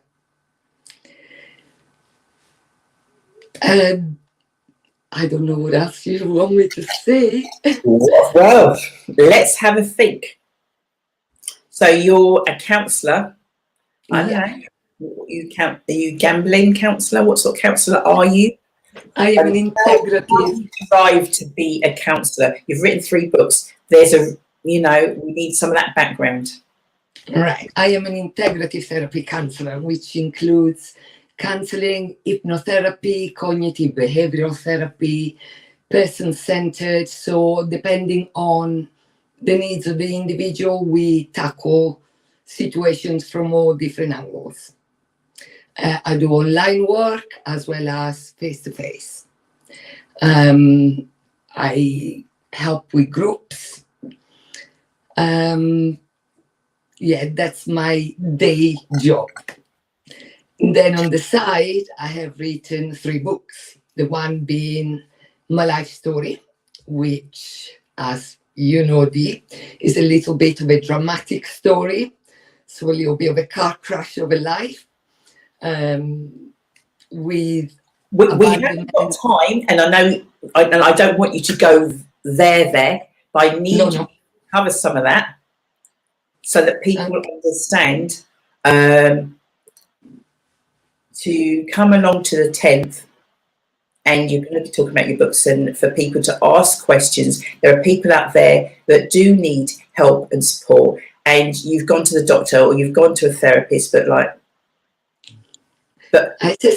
you are, this is platinum gold here, guys. Don't tell me I didn't tell you. This is platinum gold. The lovely producer, Shell, has put all Daniela's information in the chat. So when we say share, it's not like, oh, we want 1,000 likes. It's not about that. It's because by you sharing, you may help somebody without even knowing you're helping. So I need you to just give, a condensed kind of little bit of a version of, your background and what's happened for you to write those books, and what you can give those that come along on the 10th, if that's okay. Yeah, because especially my life story, the first book, which that's going to be about, what the event is going to be about, it's tackling a variety of situations where I found difficult through my life. Abandonment, depression, eating disorders, domestic violence, a severe attack, they almost ended my life. Depression. So it's a variety of situations that I went through, starting in Italy from a very young age. Suffered from depression at the age of 6, the very first bout of it. I've had to overcome a lot. So when you because of, pardon? Sorry to interrupt you, but I mean, people that are watching and sharing out there, it's like, because I remember when, I think I had you on the show, and you were sharing, and I'd go like, what do you know? I'm thinking, what do you know at 6? Because in my granddaughter's 5. I'm thinking like, oh, life's all just like kind of, the worst thing that can happen to them is they get told no, you can't have. You know what I mean? You can't have those sweets. You've got to go to bed early. And it's that kind of, and that's all that's going on in a young person's life. That's because that's being naive and probably not being in certain world, shall I say? But it's just opened my mind to like, so much goes on, and sometimes we're so tunnel, or we're so in our own world and do not realize things. So it's important that we talk about these things, so that then there should be something going on. It's like, because again, some of us are blessed with really idyllic childhood, or at least quite relaxed, playful, and things like that, which I did have in part. But there were also, already by the age of 6, there had already been deaths of close people to me. There were domestic violence in my home. As I said, at the age of 6, they were already pushing me out of the house. Them, meaning my parents. Is that when you got... Tell me what happened. At the age of 6, they were already trying to send me to relatives, because apparently I was too attached to the family and therefore I needed to be sent away. And then by the age of 8, I was actually put in a convent school far away from home. And I only saw my parents like once, if I was lucky, twice a month for a couple of hours, and that was it. But already at 6, because of all the domestic situation at home between mom, dad, and all of that, I already started suffering from depression and eating disorders, to the point that I literally stopped eating, and that was it. I was wasting away. And then eventually they put me in this place, and I had to adapt to a totally different life. And then other things then came in with other form of abuse, if you will. And then grew through that, eventually came out of that school. I did anything in my power to get out of Italy, if you will, to start a life on my own. So I got qualifications to find any job, really, like waitressing and bar work, to go and work abroad. And I came to this country at the age of 19 by myself, hoping to begin a brand new happy life on my terms. But it didn't quite happen that way. I was severely attacked when I was in London and almost murdered at the end of a schizophrenic who had been released from Broadmoor. A couple of days prior, broke into my home, and we won't go into details of what happened then, but I was lucky to escape with my life. And then, determined to rebuild my life, I married into a relationship that wasn't healthy, and that was my own experience of domestic abuse, basically repeating my childhood, only firsthand. And then eventually, from then, when I got the courage to get life back into my own hand and left, with my 2 boys. I took my power back. I really then came back, started living my life, and I'm now living my life the way I want it. So it's not just all drama. There's also overcoming, empowerment. And that's where I would like to take, well, I was hoping to take the reader with my book, not only to let them, to help them, to feel that they are not alone. We just need to talk about these things. Because that in itself is empowerment. Because there is nothing worse to feel that you are alone, especially when you're going through hard times. So with a reason to love me, I reached out to people out there with that message that nothing is insurmountable. And the rest is history, really. After that one, I moved on to write another book where that one is a bit more of detailed empowerment. Again, using more details on my life story, where we look at different perspectives on how to change and turn your life around, because your life belongs to you and we need to own it. I love the way you don't know the impact that you have. And I know you, and that's what makes it even more powerful. You see that message? Oh, Tishy, you're so lovely. Thank you. Yeah. So if you get the opportunity to meet this young lady, if you can, Shelley has put in the chat, author of 3, sole author of 3 books, co-author. Don't forget that, co-author. I didn't know if I was allowed to. So you I didn't know if I was allowed to. No, not at all. Not at all.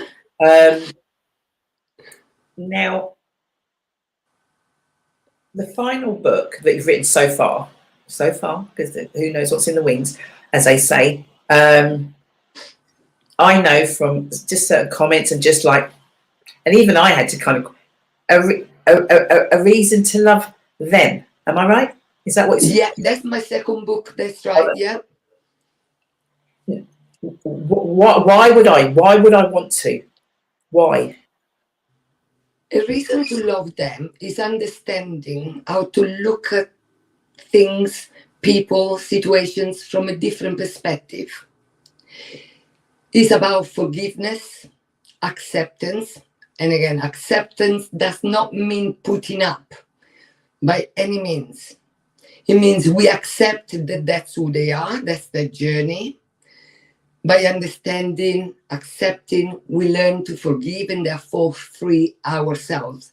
In fact, the attacker, the main perpetrator, if you will, of my life, is there under the title, A Reason to Love Them, which people were kind of horrified. How could you put the word love and somebody that did that to you under the same, in the same connotation? But the thing is, if I don't let it go, if I don't accept, I am stuck. It eats me up. And I spent enough years, hands up, I spent enough years angry, hating him, wanted to go meet him with a view to, I don't know what, right? And then the past few years, actually I was working with Bedford Police, which it didn't manifest, it couldn't happen, to go meet him, to let him know that I had let go, because I needed to give me a voice and to actually prove to me and everybody that knows me kind of think that this can be achieved to free yourself to that level. But unfortunately, it's still severely, severely dangerous. And they weren't able to put me in the same room as him. So that went to happen. But the forgiveness, the understanding that that was part of his journey. Like I always say to everybody, every movie has a bad guy. But the bad guy also has a story. So I don't know if you have seen the movie The Joker. You see the Joker in Batman, you hate him because he's the evil guy, he's the bad one. You see him as the first character in The Joker, your heart goes out to him. Because how he became, we became.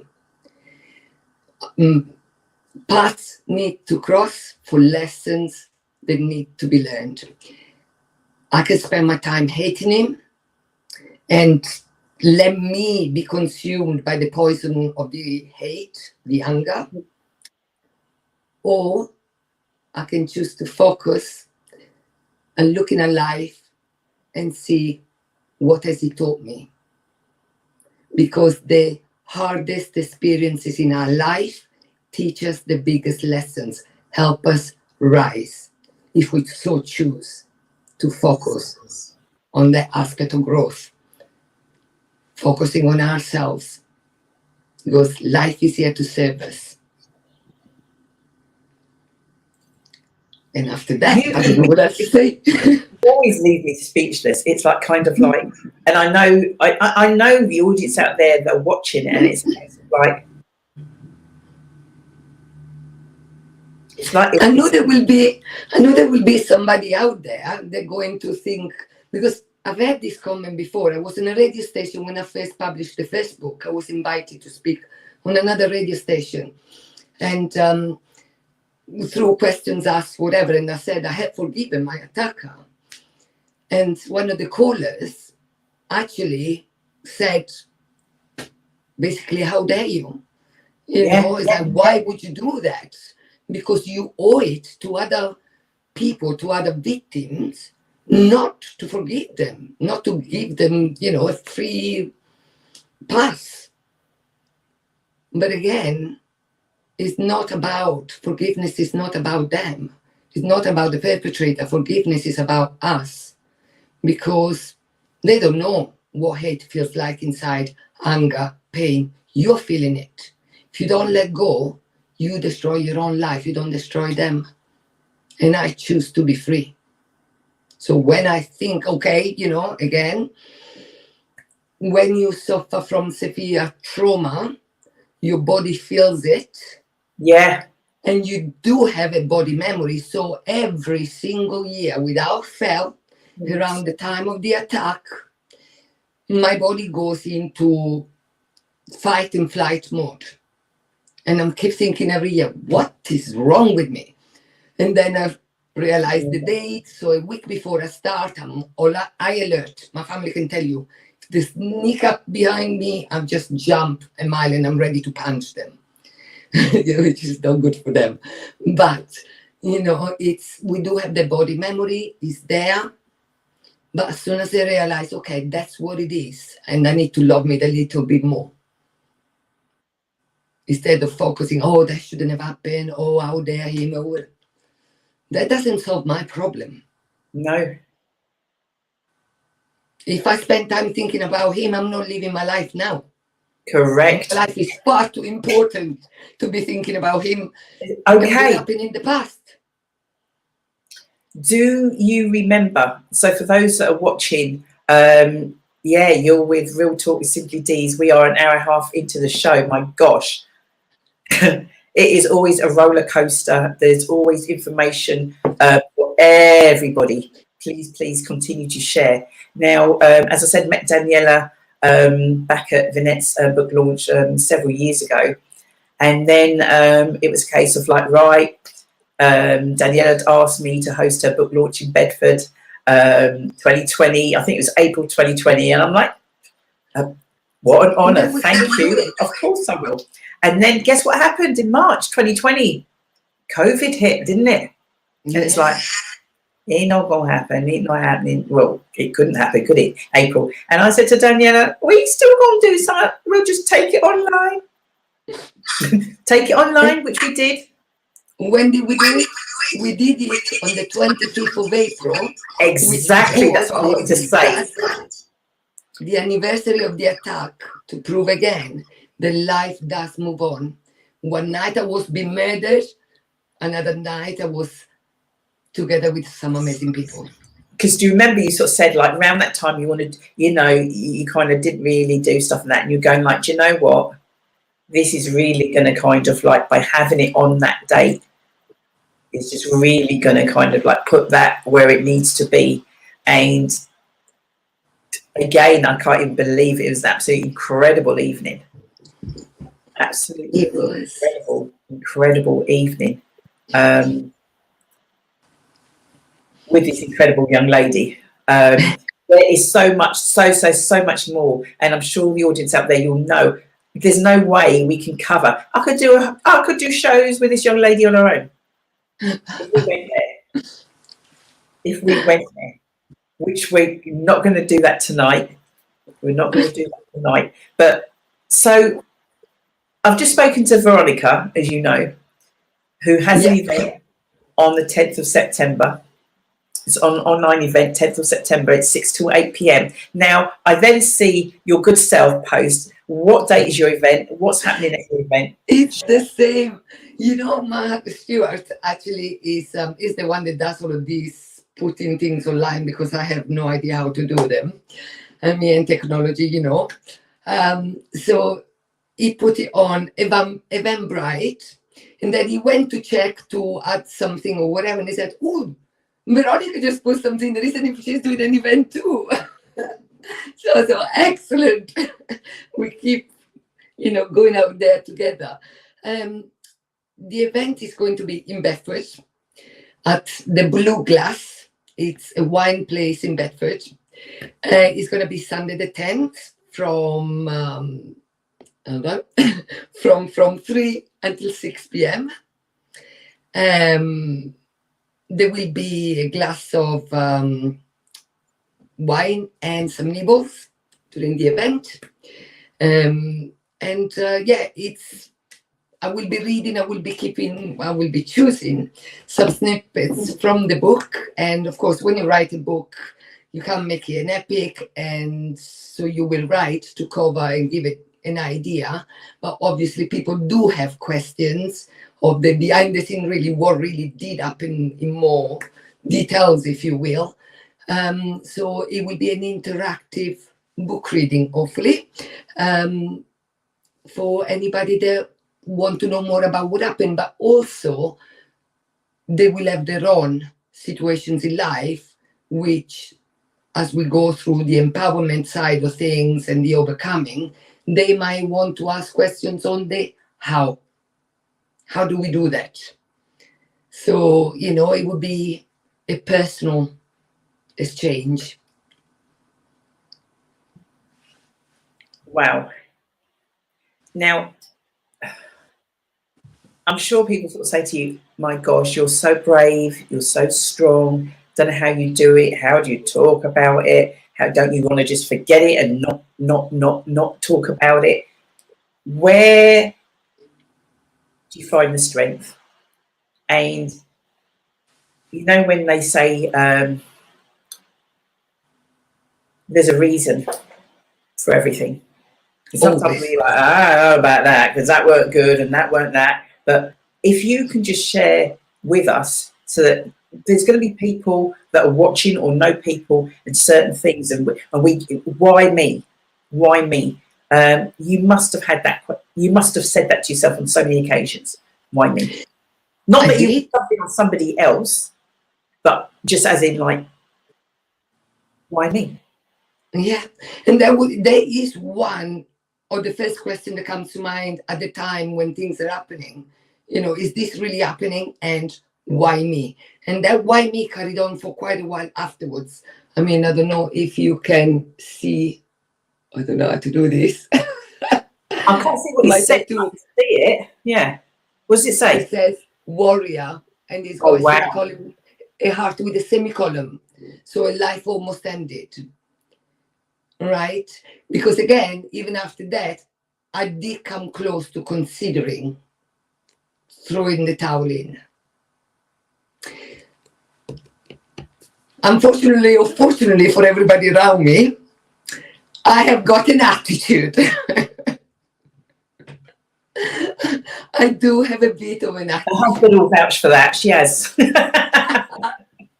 And therefore, it's that attitude that pushed me forward. And the care and the thought that I have for others. So although throughout my life I didn't often in the past do things for myself, I've always done it for others, for the care of others.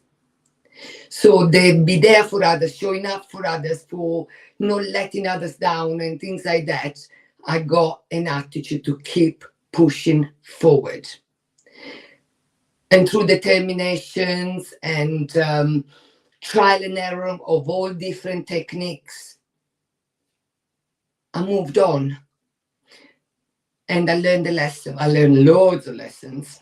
But one of the lessons being that in life, nothing is for nothing. Everything is for a reason. And sooner or later, life does give you the answer. You know, only last night, my youngest son moved out today. He's moved to Manchester.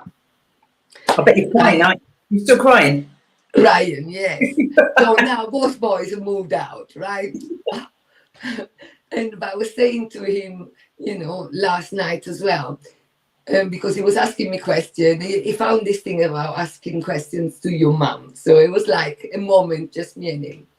And, you know, it's when the answer that I ended up giving through all those questions was the sooner or later, life gives you the answer. I think it was a question like, what do you like or not like about getting old? Right? And I said, beside the wisdom, I like the wisdom.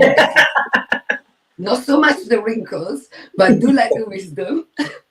I said, but it's also that curiosity, that amazement that as you go on with life, you will see the dots connecting, how things make sense, something that happens at different times in our life. All of a sudden, you have an experience and you get an answer. I don't know if I shared this with you very quickly. I know you got to get on with things, but it's like, for example, I found out a really important thing for me. It was like a year after I published A Reason to Love Me. And my best friend said to me, Daniela, you know, she said, I don't even know how you managed to come out of that alive, because if it was me, he would have killed me, because I would not have been able to stop screaming. And I said to her, at first I thought, why did I stop screaming? And then I remembered he said he was going to gag me. And I thought, oh my God, if he gagged me, I'm dead because I can't breathe. Where did I get the idea that I couldn't breathe? When I was a baby, my godmother thought I had a big nose. So she used to squish it. And because of that, I just got to have nose and mouth open at all times. Even if when I wash my face now at the young age of 54, I still had to take a deep breath before I wash my face. So what happened when I was a baby, which now you would deem as child abuse, but what happened when I was a baby saved my life 27 years later when I was being attacked, because if I hadn't stopped screaming, I would be dead. When me stopping screaming, I've been able to work out a way to get out of that flat.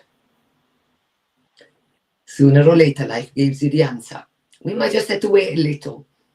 But it's amazing when you get your answers. It's exciting. It's that journey, isn't it? It's that journey whilst, you know, am I going to get the answer to that tomorrow? No, you're not necessarily. No, so it's the book. Yeah. And what you've written. And I think it's not just obviously in the situation that you're talking about, so many things that can apply to, I don't know, you're in a certain, and we hold on to things And when we hold on to that, if it's hate or if it's all that negativity, that's got to be building up. All those, like Sandra Moore's, all will know in your body that is going to latch itself somewhere. It does. Whatever starts here eventually manifests through your body. So we got to get this working, healing, balanced, so that the body heals too. Because the body does follow.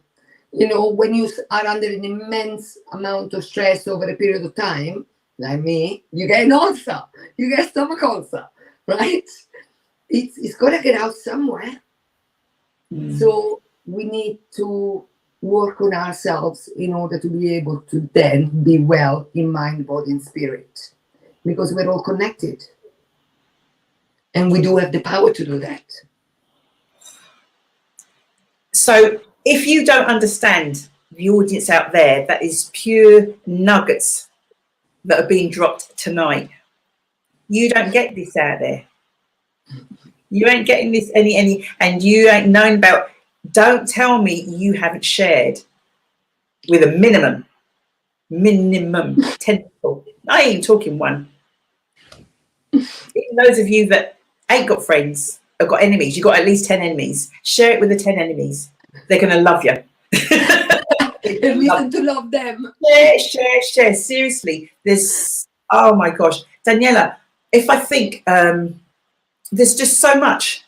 You're going to come back on anyway, and we're going to have another conversation, but we are going to meet up in the meantime. So the lovely producer, Shell, has put all that information on the link there, how they can purchase the tickets on Eventbrite. How much are the tickets? There is 2 tickets. I don't know, my husband's done it. I think because one is with the book, one is without the book, because somebody will have the book already. And I can't remember, to be honest, it's £27 and £36 or something, one and the other. But again, as I said, with nibbles and can tell the audience now. Pardon? You will understand that that is absolutely nothing for what you are going to gain by attending. This event. Daniela, I know that, you know, obviously this was just kind of short notice, but I mean, that's how I work. But can you leave us with, guys, all her information is out there. Please show the love for the wonderful Daniela. Before you go, I need you to share one of your, just to bring us down, just to balance us out, if you would.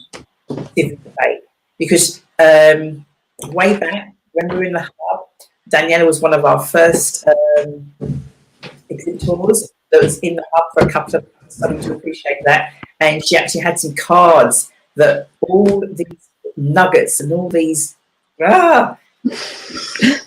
amazing things that this lady shares. I just wanted to share something with us tonight before she goes, if possible. Let me see if I can find one of mine. It's just a little quote that I can actually use if you want. Insecurities and fears are just thoughts tuned to the wrong frequencies. Now, as you can see, my head was down because I was kind of like seeing if my next guest was here. Sorry. But I think it's only right, because if my head was up, I still would have asked you again. Can you please repeat that? That one was, insecurities and fears are just thoughts tuned to the wrong frequency. Nuggets. The amazing Daniela Swamper-Crowley, guys. Amazing. We will be meeting up before your event. And yes. Proper in-person catch-up, my dear. So if anybody, the information's on there, it's in our chat, it's on our pages. If you don't get any of us, just contact Simply Deez and we will share that information with you. Give our love to the wonderful Stu Pop. He's having a well-deserved break because this is Daniela's husband, everybody, in case you're wondering who I'm talking about, Stuart. Is he still deputy head? He's having a change. He's having a change of career. Oh, really? I'm sure he will tell you all about it. He knows the Okay. ins and out. I'm leaving him to it. Stuart, you're on next. I will, not now, but I will contact you because I want to hear this transformation. This young man, because we had Daniela on the show and on bits and pieces. We met her husband, Stuart, who's absolutely incredible in his own right. He's deputy head at school, doing things with young people. And you're thinking, that's the kind of head teacher, that's the kind of teacher I wanted back in my time. But yeah, we will catch up and find out what he's up to. So for now, Daniela, I'm going to say goodbye and thank you so much, darling. Thank you for having me. No problem, darling. Take care. Bye-bye. Bye. Bye. Producer, I know. She's going like, for crying out loud, she's back to how she used to be. She got so many guests on the show. Oh, you sure? I didn't see you there, love. Is the next guest waiting? It's not. Okay. You joined me live from my kitchen. If you wondered what the things. So whilst we're waiting and seeing if the next guest is gonna, he said he is. Can I give you a little insider gossip? Of course you can. Goss me and goss go like that. Sorry, the oven might beep again. I earlier on, what was it, last month? July. Yeah. Yep. Took part in what was called the Baton of Hope. Now, this is something that was set up by some families that had lost their children to suicide. And as usual with these kind of cases, they decided to try and do something. They want to mark something. So there are different suicide charities and helplines and projects all across the UK. And these guys got together and they designed an actual baton. So it looked like the Olympic torch. It didn't it? I thought, Jesus, you need to be doing everything. Wasn't a light or anything, but it was a big old heavy metal, proper metal. It had proper silversmiths and everything working on it. And there was 8 cities around the UK in which this baton would be passed from person to person around that city. So it would generate different places in those cities, and every city had its own organising committee, and there was different things that were kind of happening. So for us, our nearest one was Milton Keynes, and we had a racing driver from Formula One was actually took hold of the baton. We had a little ceremony in the Tree Cathedral. And at the very end, we started off at the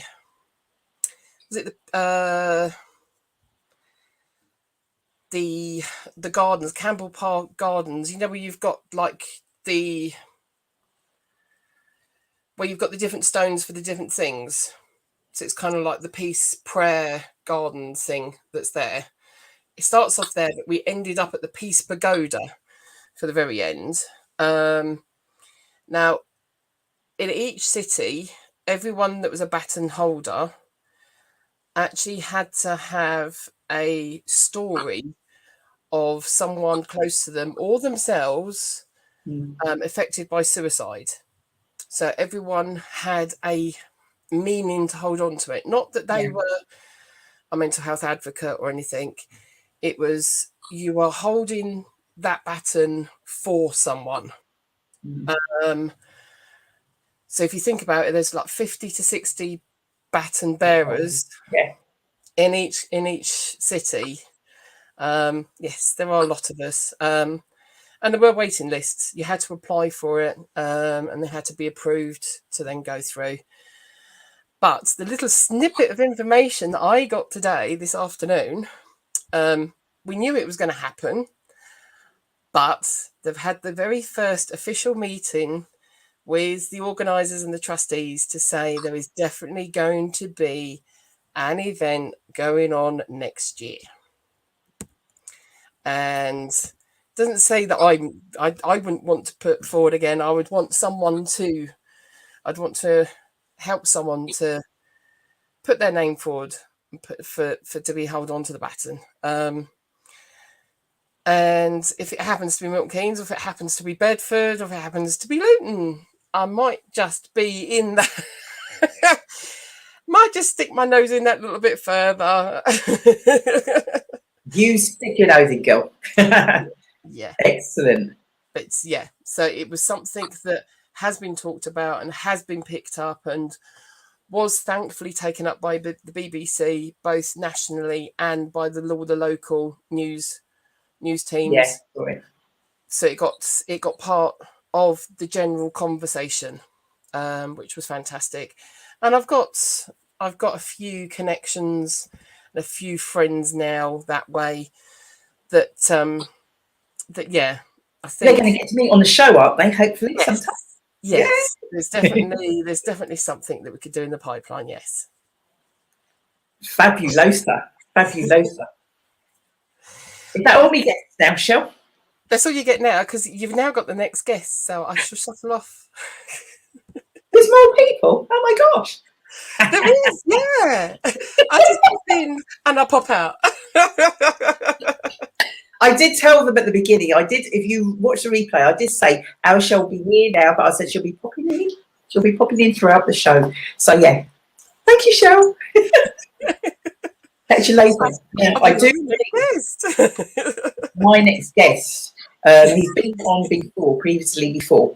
1 minute I can't get him on the show. The next minute I can't get him off. Oh, you're there, Bob. I've been here ages. I was listening to Veronica earlier. Great. Last night as well. I wasn't sure how to get on, but I was just listening, you know. You've been on before. Yes, I have been on before. Yeah, long time. Been on before. Greetings, Bob. Greetings. How are you? I'm good. Yeah, really. Splendid. So for the masses out there, I think most people know who you are, but not everybody. We had somebody message earlier on, said they were watching from Malawi. Remember, once you're online, Malawi, that's right. Okay. So we don't ramp on the show, you know. I don't ramp, you know that already. So, Bob, I need to know, because there's so much to know about you. That's a whole show. That's a whole 3-hour show. We haven't got 3 hours because we're talking about a main event. So just tell the guys just your name, just a little bit about yourself, a couple of sentences about yourself, and then tell us about this awesome event on Saturday, please. Okay. My name is Bob Baker. I'm a former youth and community worker. I would like to say that I'm one of the Windrush pioneer in terms of community work, youth work. And yeah, I've been involved in many issues, many campaigns. And yeah, I'm just happy to be still, God bless, to be living a good life as best I can. Exactly that. So Bob, so many events that you support, put on, and all the rest of it. And I know this event on Saturday, this is the second year now, right? You're back for the second year. That's right. This is the second annual Baku event. And the event is aimed at unifying the African and the Caribbean culture, music, you know, and just a fusion together, really. Is that all you're going to say, Bob? No, there's more to say. I'm just pausing to keeping it kind of light, you know. There's so much going on. Let me just say, really, right. My background is Caribbean, Jamaican, yeah. And the thing about it, really, right. When I came out, the majority of us come to England. We never knew about Africa. We knew more about the Caribbean a bit, and even some of us don't even know about all the Caribbean stuff like that, you know. So what is this really, right? I think the majority of people from the Caribbean, they came, you know, from Africa through the slave trade and such forth, yeah. And as we move on in life, it makes sense that we should actually sort of cement our relationship and share our culture together on a wider, and sometimes as so-called African or black people, if you can use that term, right? We don't seem to have the space and the time to develop ourselves, you know, and we like to share the richness of our culture, our music, our arts, not just amongst the younger people and all types of people, but also with the wider society. Hence, this event really is to break down barriers, stereotypes, and all those kind of things, and promote the positive. And I really, how can I say, really, I just think that it's the way moving forward.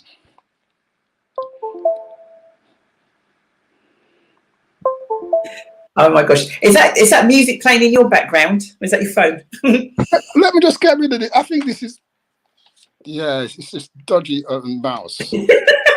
Oh, that's Bob and Yeah. his dodgy. Well, if I So can go in, sorry. who you got coming on Saturday, Bob? You got anybody coming on Saturday? Anybody special? Yeah, I've got loads of people that special coming. I mean, the first special people to me, really, right, is the Windrush. We got a special exhibition commission, you know, for the Windrush generation. Some local, well-known people we're going to profile. I won't go into too much of it. Like, say, for example, I'll name one or two. Like Mr. and Mrs. Ibble. You would know of them straight away. They're the founder of St. Kitts and Nevis Foundation Society, and they've been awesome over the years. And in fact, she's already been honored with the MBE for her services. Well, it's not only that, really, right? It's a rich legacy, and sometimes the community, you know, thinks it's good to actually sort of say, thank you very much. Give her the recognition, the flowers or the whatever, before they, you know, not when they've gone. So there's about 7 of our elders we're going to actually sort of recognize them. Really exhibition. We're going to have dinner for them, and we're going to have some artifacts and things from the past, you know, in terms of that. Also, within the barcode, because this, you know, we all know that this is a 75-year Windrush celebration. So you can't have a celebration of anything without including the Windrush. Come on, really. Etiquettes and manners and respect. Okay. Okay. So we've got to honor our pioneer, who pioneered the way for us. You know, mustn't forget where we're coming from, our manners. Yeah. If we do it, how do you expect others to do it? Anyway, sorry about the teaching or preaching or whatever. Moving on, we're going to also have, like, say, for the younger people, and not just for the younger people, they're going to organize their own event. They're going to have an Afro beat competition. Ooh. And Sarah, she's well proficient, you know, so she is going to be doing with another younger woman, you know, within their own culture, their own thing. And also, I think we all know about K-Splash. Yes. Do you know about K-Splash? Yes, of course. She's not able to be fully participant on the day because she's so engaged, but she will be passing through. Okay. But also, you know, we've got healthy eating workshop. We got some jalop rice competition, eating and tasting competition. We've got live stage show. We got we'll be hearing all of this. Yeah, sorry. I said I do, but I don't want to be hearing all this. Did you say jollof rice competition? Yeah, we taste it. You know, stuff like that. We got cake. Well, we got stores with cakes and different kind of things. We got bouncy castle. You know, loads. I remember from we got loads. But our live show going to include African dancing, drumming. We've also got beautiful sort of carnival parades and poems by Nine Reds, known as Deborah. Yes. You know, and you know, we got so much Afrobeat rappers. You know, we got Clayton Stevens. You know, but more important, really, right? You know, we'll have the people there who's going to own it and enjoy. It's a family fun day, you know, for everybody welcome, regardless of whether African or Caribbean. You know, we aim to give something back. Yeah. Because of that. So what time is it on, Bob? What time is it from until? It starts from 1 o'clock prompt. Okay. And it finishes at 7 o'clock. We've got a very, very packed program. As I say, right, we've got young singers. We've got the Ghana Society Youth Group. We've got a young lady, Amira Michelle, singer, carnival dancers, UK Unsigned Talent Show. We've got DJs. We've got Digo Ranks. We've got Trainer, cultural performance, Jessie J. We've got Yvonne Michelle and the band. we've got so much. I think we'll have a job really like trying to cram everything. You know, we've got various oh, I know they want, Bob. there. Got a limited time. People think like, yeah. You got 6 hours and you got to pack in like 12 hours worth into 6 hours. Yeah. I get it. I get it. Oh my God, absolutely incredible. So the wonderful producer Shelley has got the information running across the screen there for all our viewers. Also, it's been placed in the chat. We have been sharing the flyer and everything also as well for the event. So do you want to just let them know when and where again, Bob? Okay. Do they need to buy tickets, by the way? Do they need to purchase tickets or do they just show up? They don't have to purchase no ticket, right? And it's a completely free event, you know, for everybody. And let me just be specific in terms of the postcode and everything. One moment, please pause. Right. I'll speak to the flyer. It's the Luton Barco Festival. Unity as one. That's what it means in Ghana term. Unity. It's unifying the African and Caribbean music, arts and culture. This Saturday, the 5th of August, and it starts at 1 p.m. and it finishes at 3 p.m. So we got finish at 3. 1 p.m. and finish. So 1 p.m. and it finishes at 7 p.m. From 1 till 7. And it's an early start. So, you know, and obviously, we mentioned live performance, cultural display, healthy heated workshops, and much, much more. And it's the venue is Leagrave Park, which is in the Marsh House itself. Marsh House? Just across the road. The how can I say? The significant point is like near McDonald's and the petrol station. So it's Marsh House in this Leagrave Park, Birmingham Road, which is Luton, LU3 2SR.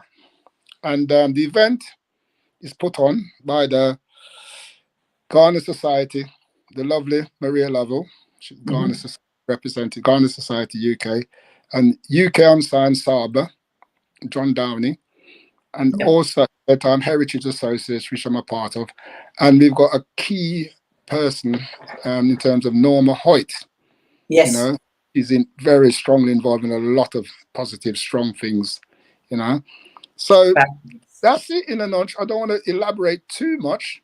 But if they want to know more, they need to get themselves down there, don't they, Bob? Get themselves down there. And if you know any elders, please encourage them to come, because we want to show them the respect and the recognition. And it's not just for young people or older people. It's for everybody. It's an entertainment. And are you coming? I'm putting on the spot, you know, young. I'd already booked tickets. I'm going to be at Regoland. You're going to be...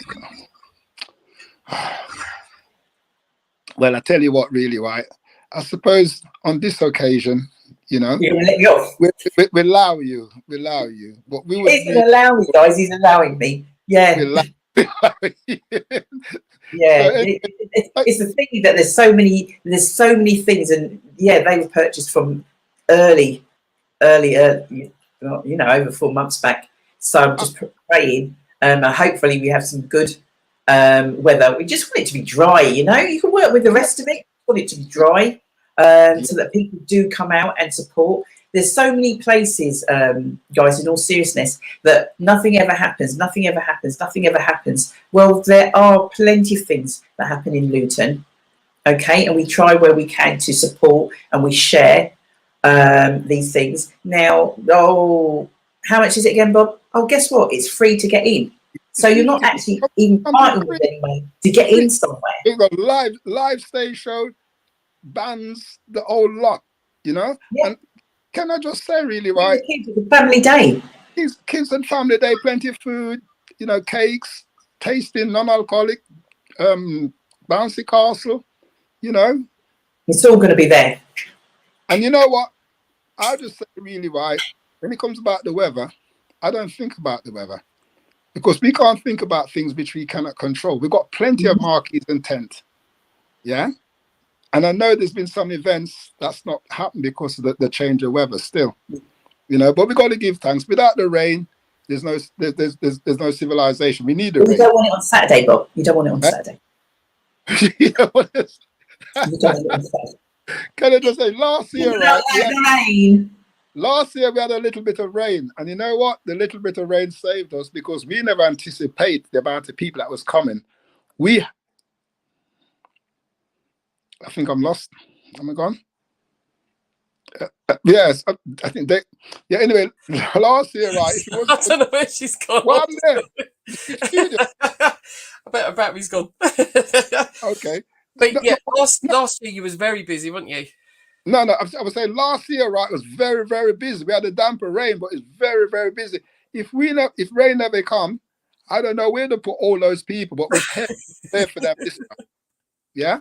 And D, I'm going to sign off now, right? Because there's still bits to do. But thank you very much for the opportunity of coming to your show and advertising.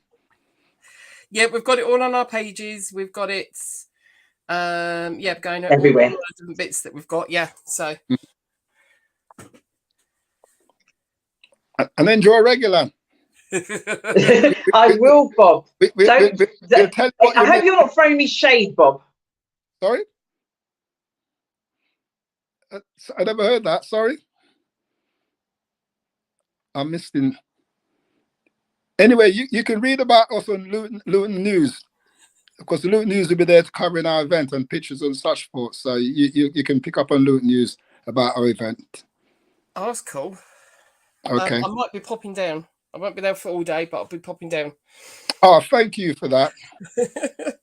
So if I do get down there, Simply Deez will be doing a live from there. I look forward to seeing it. I know Veronica already told me that she's going to be in Reguland, but that was nice.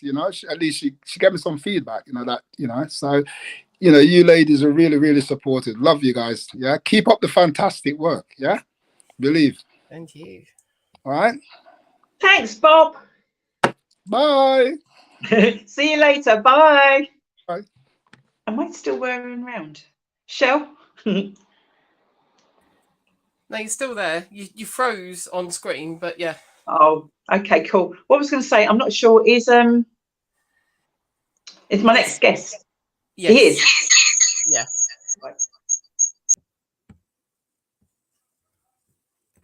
Don't know. As always, there's always something playing up. What was I going to say to you? Oh my gosh, you guys are going like, oh my God, are they still live? Yeah, we're still live. We still got guests. Shell's going like, yeah, back to the old days, back to the old days. Yes, we do have our final guest is Stephen Akinsanya. I'm not going to do any blurbs. Shell, if you would. Steve, sit tight. After the video, we are going to bring you in. But this is just going to give you a little taster of the gentleman that we have coming up next.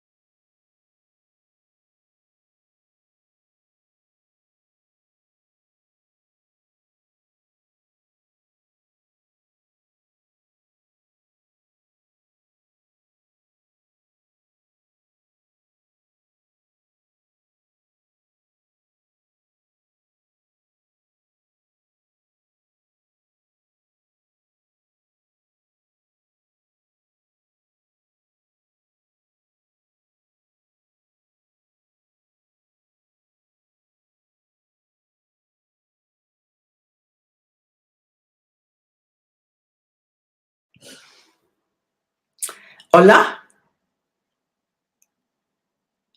I'm gone.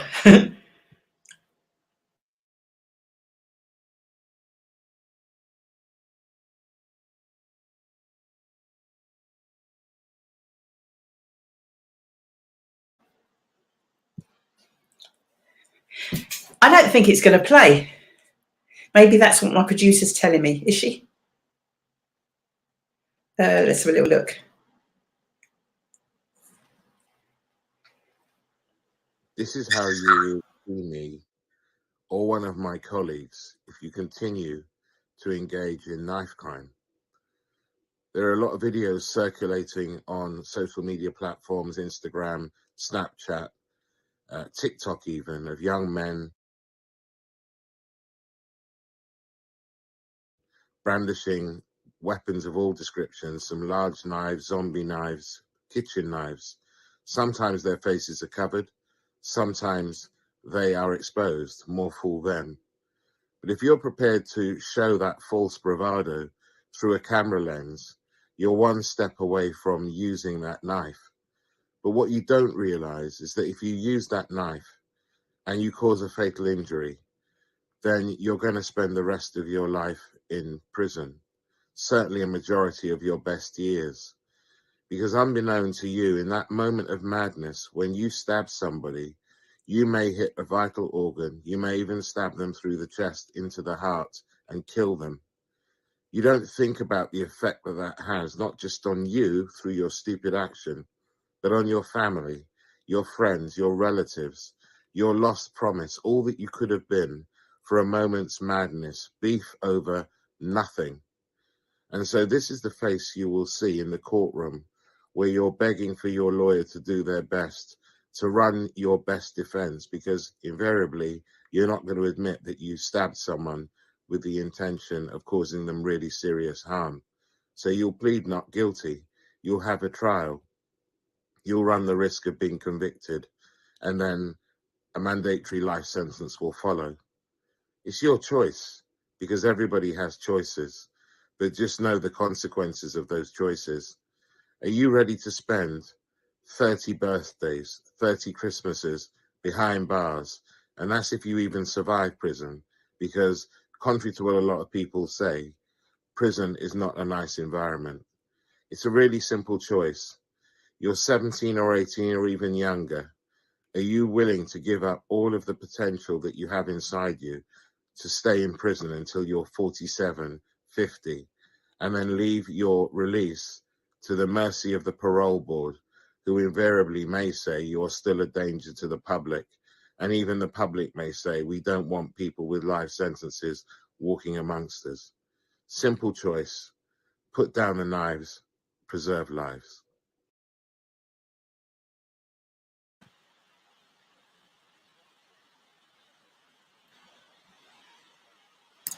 Well,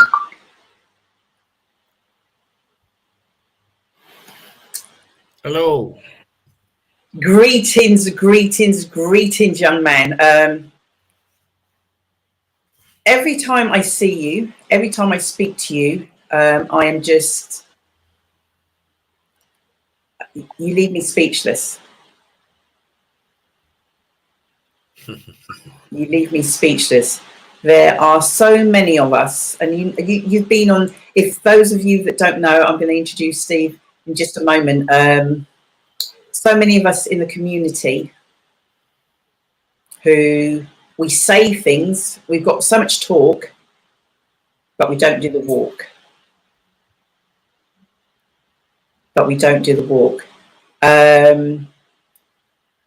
I need to welcome my final guest of this evening, the wonderful Stephen Akinsanya. Thank you so much. You're talking, this is how, and Stephen I think he's known me long enough now, it's literally a case of, he doesn't even sort of say to me, if I say, are you coming on the show? He doesn't sort of say to me like when, September, October. He knows I mean like today. He's just like, what time? And if he can make it, he does. And even if he can't, this is the thing about this young man, even if he can't, seriously, if he can't make it, somehow, I don't know how, the first time we met was International Men's. Do you remember? It's about 4 or 5 years ago. Anyway, I kind of pitched him and he said, I'm not sure. He said, my wife's coming back. She was overseas, coming back. I had to pick her up from the airport. And then the next minute he messaged me and said like, yeah, picked her up. Bearing in mind, she's obviously been away, picked her up, obviously took her home, and then made his way all the way to Luton to attend our event and kind of share his work, his, just share. So I'm going to shut up because it's important, because there's so many important messages. That was just a little snippet. When did that one drop? Was it? That dropped about 3 weeks ago. 3 weeks ago. Okay. So if you haven't seen it, guys, it's on, I'm sure Shelley's going to post it in the chat. We've shared it on a page. Please share. Share it. How many times? You must know what the viewing figures are. I know we've just shared it just now, but what are the viewing figures? What are we saying, Stephen, for that video? Well, I know on LinkedIn, which is often a platform where a lot of people don't associate young people with, it's been viewed over 70,000 times. How many? 70,000. 70. Yeah. I Are think you guys one, listening to this? or the second one, this certainly I've done 3. Another one just dropped this evening, but I think 1 and 2 are averaging around 65 to 70,000 views on LinkedIn alone, and over hundreds of reshares. And then it's also on TikTok, Instagram, Twitter, YouTube. I put it everywhere. It needs to be. It needs to be. So when you sort of said that you could come on tonight, I was like, more than can't even put into words, on so many different levels. And I'm nursing a summer cold. School holidays have just kicked in. They have. A lot happens around this time. Yeah. A lot happens around this time. So before, I'm going to zip my mouth. It's going to be hard, but I'm going to zip. Can you tell the guys, because not everybody knows who you are, as much as they've seen that video. Yeah, but I need you to explain a bit about yourself, a bit about your background, how you are where you are. And then that way, then, you know, it's like a jigsaw. Pieces start coming together and they can understand where all of this passion comes from. And what, I'll be honest with you, what I want is some of that to just rub off some of the people out there. All right, and then maybe they can then help with, because it takes a village, right? Absolutely. That's what they say. It takes a village. So over to you, Steve. I'm going to try and zip. Thanks, Dee. Well, look, I'm always grateful coming on your platform, even when I'm not feeling 100%, which is how I'm feeling this evening. I've got a summer cold from somewhere, but I said, you know, I don't like to let you down. So there might be some sniffling and coughing, but forgive me. Let's give you a whistle-stop tour. So I'm the son of a Nigerian father, late father, and a Trinidadian mother. Grew up in Croydon, although I was born in Bristol. I first had an interest in law when I was about 10 or 11, watching Crown Court on TV, the TV program. And I was fascinated by the oratory of the lawyers and the fancy wigs and all of that. And I said, I would love to do that. And so I followed the traditional route, although it wasn't straightforward. So there was a lot of failure along the way, but I did go on to do O-levels, A-levels, degree in law school. And then I was called to the Bar of England and Wales in 1993. So this November will mark 30 years in practice at the criminal bar. And I've been a criminal lawyer for 30 years, doing all aspects of criminal law. But most recently, I've been involved in so many murder cases involving young people. And it was a murder case a few years ago that got me thinking about what else could I do to prevent this? Yes, I'm a lawyer in the courtroom and I do my job effectively, but I don't want to just earn my living from defending and representing people. I'd rather prevent young people losing their lives, making the wrong choices, not fulfilling their life purpose, and just showing them a different way to live. So that birthed my interest in sharing the message of what happens in the courtroom, mentoring. I've been mentoring for over 20 years now, and just helping young people make better choices. And I believe always that education and knowledge is power. So when you know about something, it informs the choices you make. And often a lot of the youngsters and their families don't know about what happens in my world until they meet me wearing that wig and gown. So I was inspired just a few weeks ago. I said to myself, I know what usually happens during the summer holidays.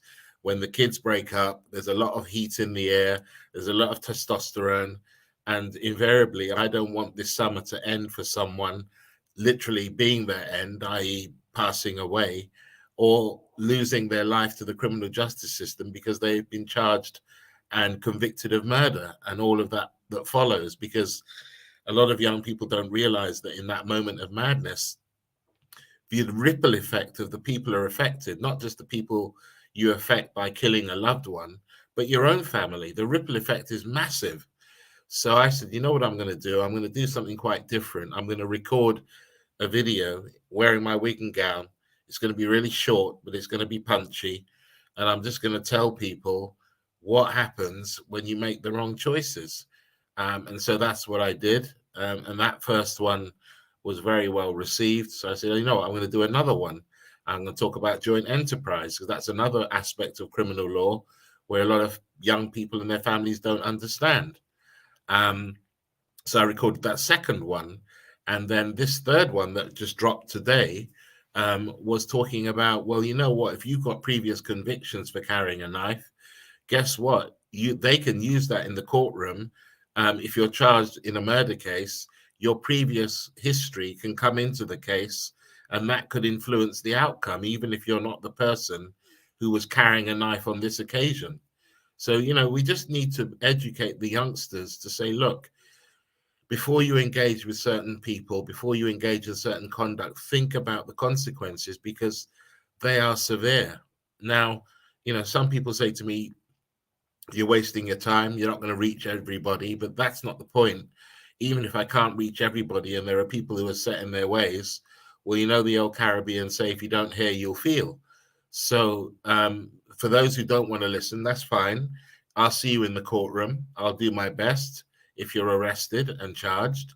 But I'd rather prevent more young people losing their lives, making the wrong decisions. So I'm going to keep doing these little videos. I've also done an animated series for the very young ones, which is also out at the moment. And I'm going to record 4 more of those.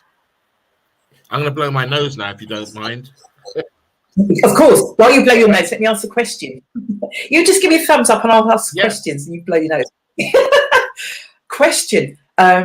Animated. OMG. I can see it. I can see it. I can see it. I can see it. No, I haven't. I'm just saying I can visualize. I'll send it to you. Yeah, that's doing really well. Yeah, I'm just visualizing this in schools. This as it in primary.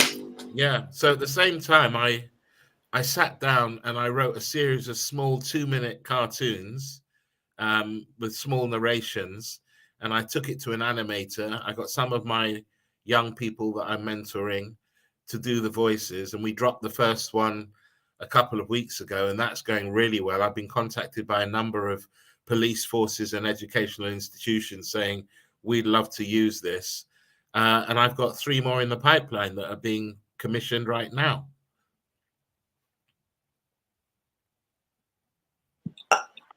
When I say speechless, I am. There's not many times in your life you come across so many different people, all different walks, all the rest that goes with that.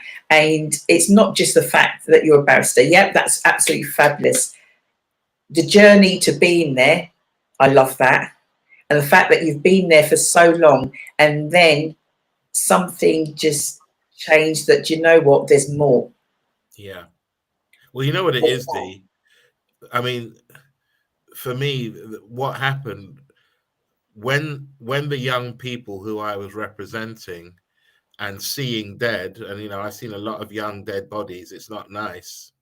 When they start looking like your own children, that has a profound effect on you. So I started to see young men who looked like my sons, and I said, you know what, I can't stay silent anymore. I need to do something about this. And you know, in my world, look, we're all lawyers. This is how we get paid. But I can do something positive outside the courtroom because it's just something that I wanted to do.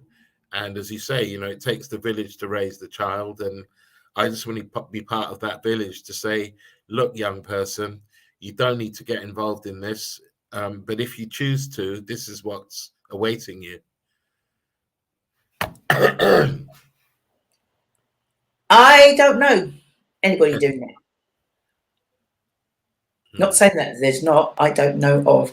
And for me to think that, I don't know, there might be things that I'm doing and I kind of like, I don't even call, let's be honest. I'm like, Stephen, can you? You go around all over speaking, don't you? Yeah, but I mean, wherever I'm invited to schools or colleges, youth clubs, if I'm able to, yeah, I'll go along and I'll speak to people, because my mission is that, you know, wherever I go, I want people to be changed. I want to, especially young people, I want to leave a young person changed in their thought process, their belief of what they're capable of, the barriers that are imaginary in front of them, and yeah. So, as well as all what you've said, you've got is it 2 sons? Yeah. Yeah. 2 sons yourself. You also mentor. Yeah, I had the pleasure of recently attending a christening of a baby boy, and it was the son of my very first mentee, who I met as a 15 or 14-year-old, and he's now 40. Oh my gosh. Yeah, and that was a wonderful feeling. Yeah. So, you know, I don't know, am I putting you on the spot? Those people that are watching, the millions and millions out there that are watching, we keep saying share, you know why we say to share. Please throw in some questions for this amazing young man. Stephen, how, obviously you've been doing your role for so long. Is it getting easier? Is it getting harder? Why is it getting harder? You're doing what you're doing. We see that. What can we? So pointing it back to myself, the masses out there, and it doesn't have to be big things. I think when you say you want change and all that sort of stuff, people are thinking you've got to have money or you've got to be able to do some massive initiative, and it doesn't need to be that whatsoever. It could be just those small things can make such a different impact on the young people's lives. So any recommendations, any things that you can throw out to us? You know, I keep telling people, look, no one's coming. And by that, I mean, in order to try and fix this problem, people have to invest their time and energy in young people, need to spend more time with them, listening to them, and just giving them different experiences, which will inform what they believe is possible for them out there. You know, making spaces available to them. I know that people talk about a lot of youth clubs and facilities being closed down and budgets being slashed. But if you come together as a people, as a community, you can make anything happen. You know, it's if we all invested a bit of time and even, you know, money. I mean, if you had a space where everyone said, you know what, I'm going to put a small amount of money towards it, and a whole community in an area did it, you'd have that facility. And then you could then ask people who are specialists in all sorts of things, from sport to music to teaching, to just give up, you know, half an hour of their time or an hour of their time and rotate it, and just offer young people an opportunity to say, you know what, I want to do something different. I want to be different. Because often a lot of the young people I represent, they're not inherently bad. They just inherently bored, and they need to be stimulated. And I've always said, until a nation and until a community invests in its people, then these problems are going to manifest. Because if you don't invest in people, that's where the problems come. So, you know, my job's not getting harder in terms of the law. My job's getting harder because there are more and more young people making the most crazy decisions that are life-changing. And it's hard and it's difficult to watch families being broken. Not only families of the deceased who will never see that loved one again. That's bad enough. But also the young person who's made that tragic mistake, ruining their life, and also the lives of all of those around them, their loved ones. So I just believe that if we all just took time and invested our time and energy, not all of it, just a portion of it, but we as a collective, then society would be better. And I know it sounds like me looking through rose-tinted glasses, but look, hey, I've been doing it in my own little way for 25 years, and I've seen the number of young people who are now in their late 20s, early 30s, who call me uncle, and they say, thank you for the time that you invested in me, because I'm a better person now. I'm in a place where I believe I can achieve anything. And that's just me on my own. Yeah. Gonna blow my nose again. Of course. I couldn't wait for you to say that. I don't think the young people think, because they don't see, we care. Yeah, well, that's it. If you cared and what's happening, then what are you going to do to make a change? They don't see us fighting for that change. Let me tell you a quick story. I represented a young man. In fact, it's happened twice now, but in different circumstances. The first young man, represented him. He was found not guilty of murder. And I remember hugging him downstairs at the Old Bailey. And he said to me, you're the first man who's endorsed me, because I was telling him all that he could be and that I was going to stay in his corner and help him.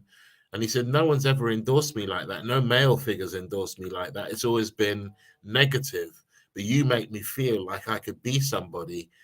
And then on the flip side, a young man who was convicted of murder, who again inspired me to do more of my recent work. He's 18. He just got a life sentence with a tariff of 33 years. He's going to be 48 years old before he's eligible for parole. And he said to me, over the 13 weeks that I spent with him on his trial, I wish I'd met you when I was young, because I wish you were my dad, because I doubt I would have been in this mess. And that's the reality of it. That's what's happening out there. And when I hear about, you don't really understand the impact of it until you're in it. And you hear, what? He's 18 and he's got 33 years in prison. And for people who don't know, that's not 33 years do half. That's a life sentence with a tariff of 33 years. So as I say to people, 33 winters, 33 summers, if you don't believe in birthdays, 33, whatever you want to call it, 33, whatever you want to call Christmas. It's 33 seasons of life that you'll never get back. And that's why I want young kids to watch my video in the hope that not all, but some will say, you know what, I'm not going to carry that knife, or whatever I was thinking of doing with that knife, it's not worth it. I want to get connected to something which is positive, that's going to give me a life, not take my life. I want to put down the knife. Got people have been watching the animation. I think Shelley's found it and put it up. You can watch it on YouTube. It's available on my YouTube Life for Focus platform. I set that up a few years ago. So I've got, my broadcast, Life in Focus, where I, try and educate and inform and inspire people. And then I've got the Life for Focus channel as well, which is where I post a lot of my work, and the animations on there, as well as all my other videos. Amazing. The producer put, always hear the phrase, I just want to be heard. Equal understanding rather than the being told no, and they flip out to rebel. Yeah, take time to listen to a young person. You'll find out more about what's actually going on inside them. There are a lot of children with trauma. We seem to forget, when people watch things, they just say, oh, these kids, they're out of control. And whilst that may be, you've got to look at the root cause of why that is. And for some children, they have had such trauma in their lives, even at that age, that I wouldn't even want to imagine.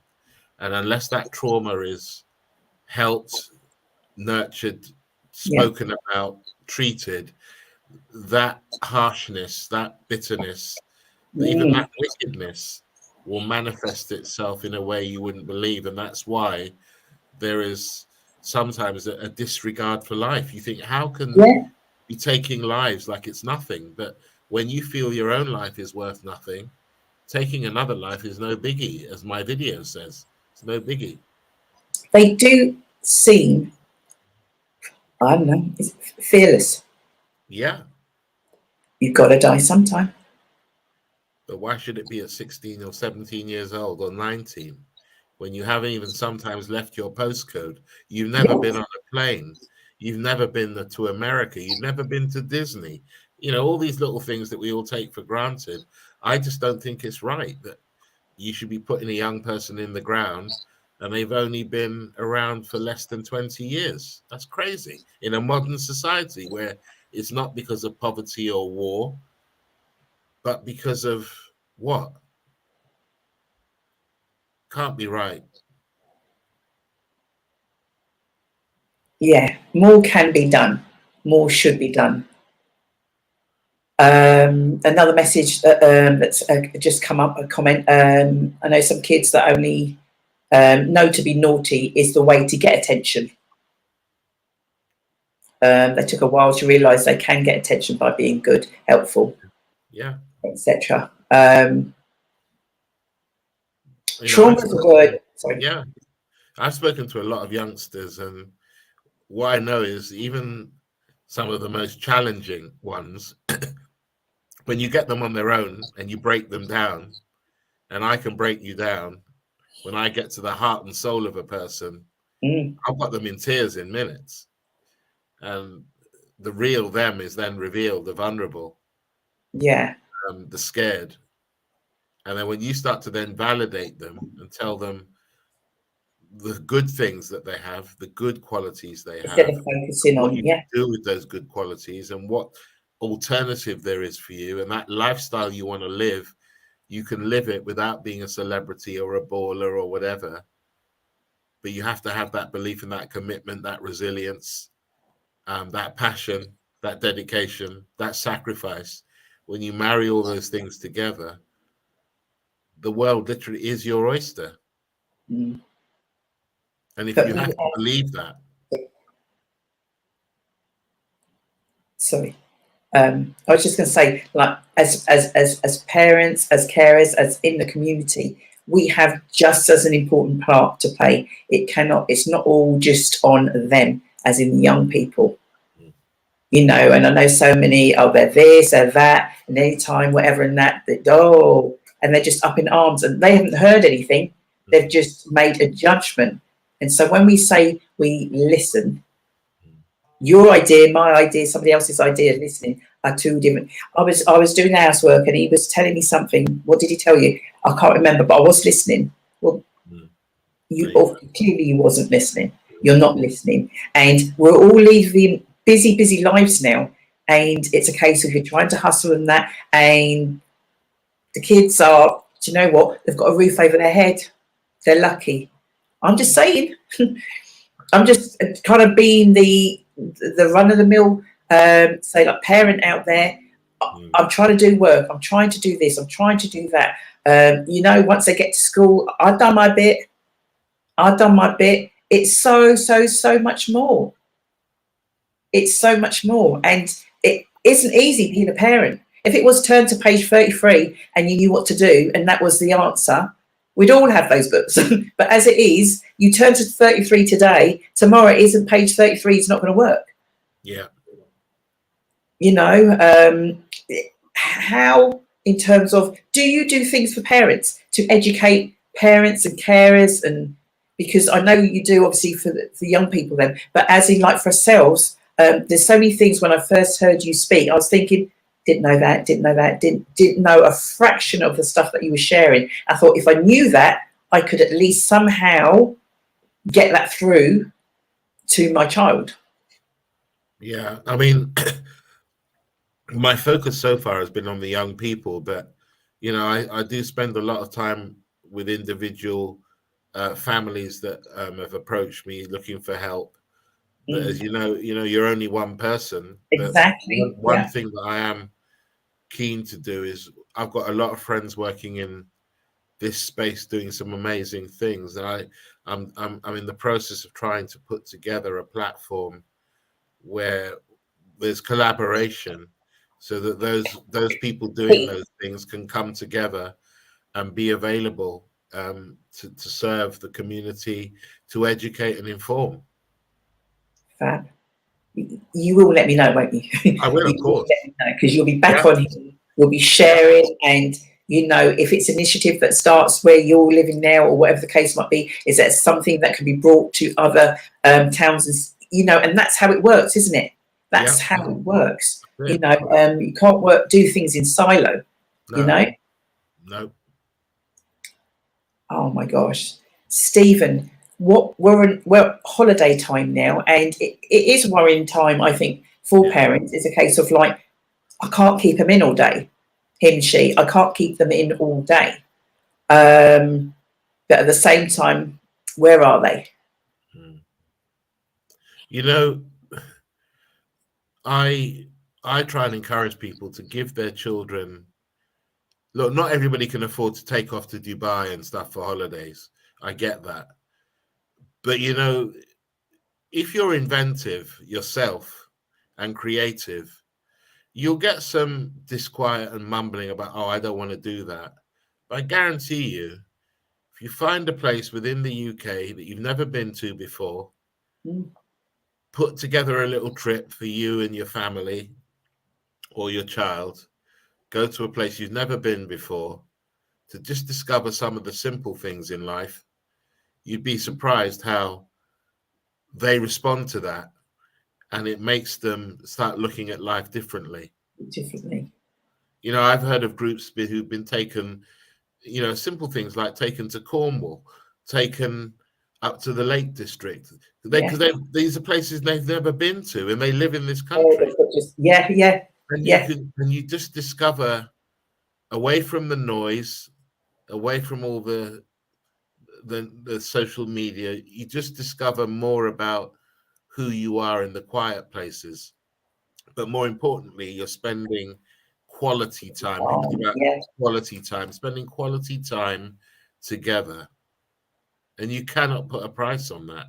And I know everybody's busy, but it really is about saying, you know what? I'm going to carve out this time. I remember with my own children, it used to be a regular annual event. I would take them to Portsmouth, my boys, from when they were very small. We'd drive down to Portsmouth. We'd walk along the beach. I'd take them on the hovercraft to the Isle of Wight, and we just used to play in the fun fair. And we did that until they were very young men. And even now, if I said to them, let's do it, they'd still want to do it now. Wow. Because these are things that mean something to them. It's part of their growing up. And yeah, they're still interested in their TikTok and Love Island, but I've shown them a different way of relaxing, a different way of enjoying themselves. So unless they see that, it's alien to them, and other options, then what are my options? I don't have options. You say I have more than hanging around Westfield, or walking road and doing this and that. There's more to life than that. And it will set them up for when they're older, because they'll realize you're not going to want to be running around all the time. You're going to actually cherish going somewhere quiet and just kicking back and being away from people. Yeah. And you can do that without boarding a plane. But you've got to discover who you really are and be comfortable about who you are without wanting to be like everybody else. And that's where you're going to find your freedom. So much wisdom, so much knowledge. Oh my God, this is pure gold. Stephen, I know you're unwell, and I do appreciate you coming on, and I'm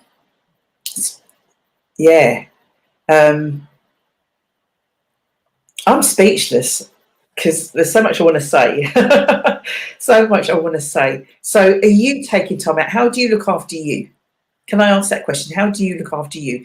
Because I'm just thinking now, after so many years and in the field that you're in, and I know you're making a difference, I'm not saying that you're not, but every time you hear on the news or you read or you what have you, Matt, and another life is lost, do you feel that stab? Do you feel that?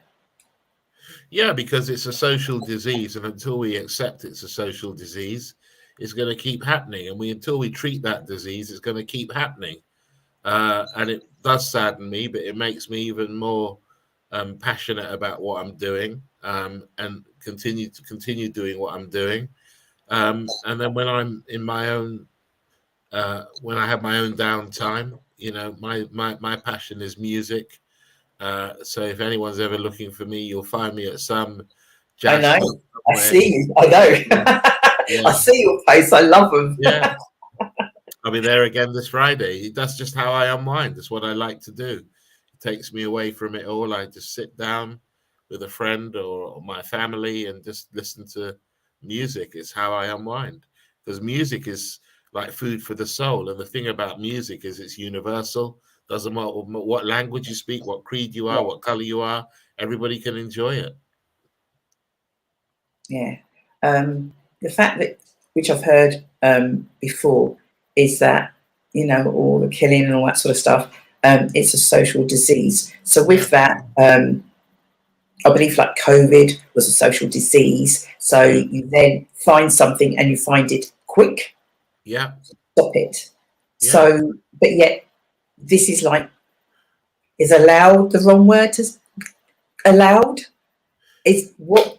Yeah. Is Well, it, you know, people might perceive it as being allowed because it doesn't seem to be top of the agenda. I know they say the world is boiling, but, you know, not just in this country. We've got generations, we're losing generations of young people to violence, and we need to treat the social disease because we've become desensitized to it. And when we've got a system where we're desensitized to young people losing their lives, and we prioritize other things over and above that, then society's to blame. We've lost our way. Mm-hmm. Oh, spot on. Spot on, young man, spot on. I'm getting you back when you're better. Yeah, I'm going to have my medicine. I'm making court tomorrow. Certainly when you're better. Check out the animation, and obviously when you know any of your projects or anything that you're doing like you do, just drop me. It was so nice. I think, was it last week? Guess what? I got your video sent to me by my son Jordan, and he goes, "Mum, look," and I said, "I know, but he's sharing," and I'm like, "That's what we want. That's what we want." That's the barrister. He goes, "I know, I've already got it." But it was great that I can't remember, it must have been TikTok or something that he got it from, and he's going like, "Look," and blah blah blah blah blah, and I've said like, yeah, but it's great to see that, you know, he's younger, but still the youth, and there's still sort of like the message is getting out there. It's just a case of we need to do more and throwing it out to the masses out there. What can you do to bring about change? So I'm not asking, we're not talking finance. We ain't even going there yet. We're not going there yet. So we're talking, before you send me, I'm throwing it out, so before you send me a joke or what you deem to be funny and supposed to be joke or a funny video, share Stephen's video. Yeah, I just want it shared everywhere. And in fact, people are saying these videos should be public health messages. The animation, I funded it myself because I said, if I sit down and wait to apply to the mayor's office or whoever for funding, it won't happen. So I funded it. I funded the first 3 of them myself. Wow. Because that's what it means to me.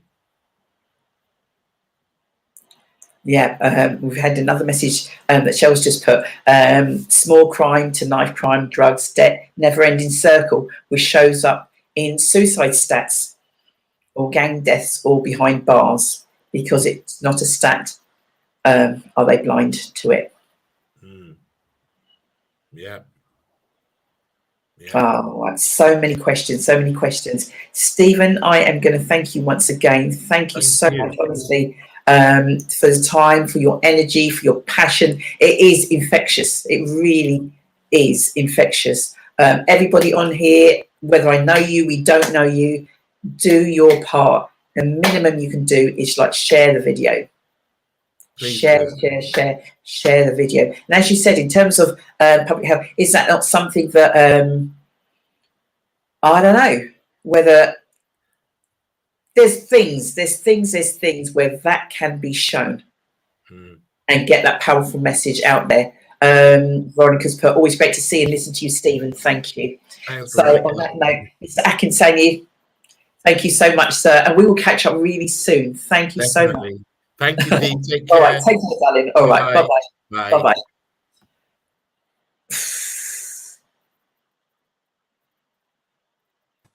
Yeah.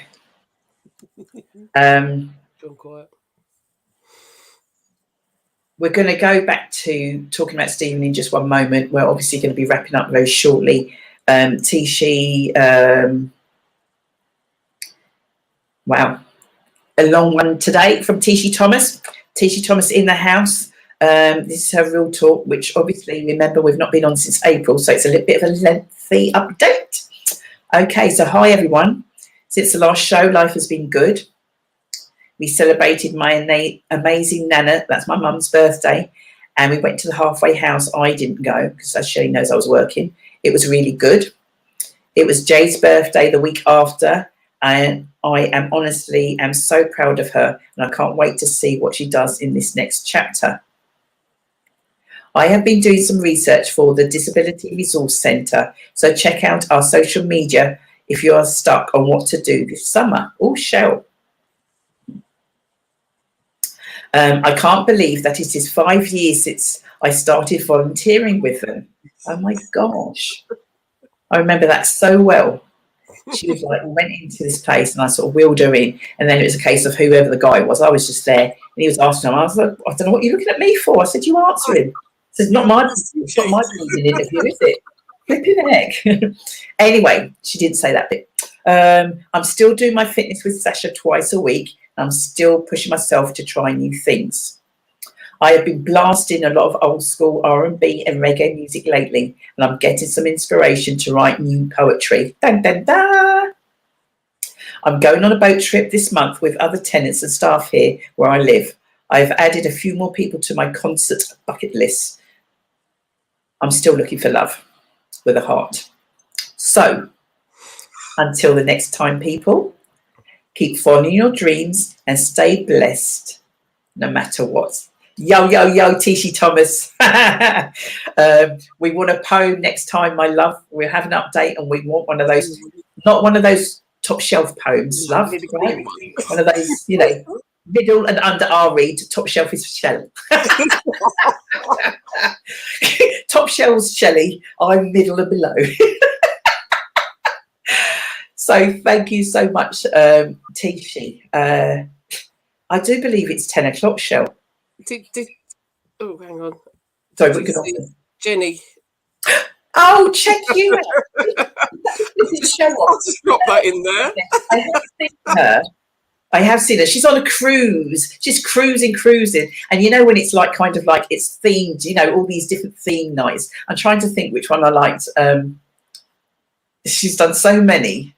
And I've seen her last year, but she meets up and they do what have you in that. But greetings, Jenny. Greetings. It's wonderful to see you joining us. We've gone proper global today. Miami, Malawi, all the M's today. Thank you, everyone. All Black Cruise, you flipping show off. Send me the details. We're there. Some of us. Send me the details. Hope you're having a wonderful time, darling. Yeah, all the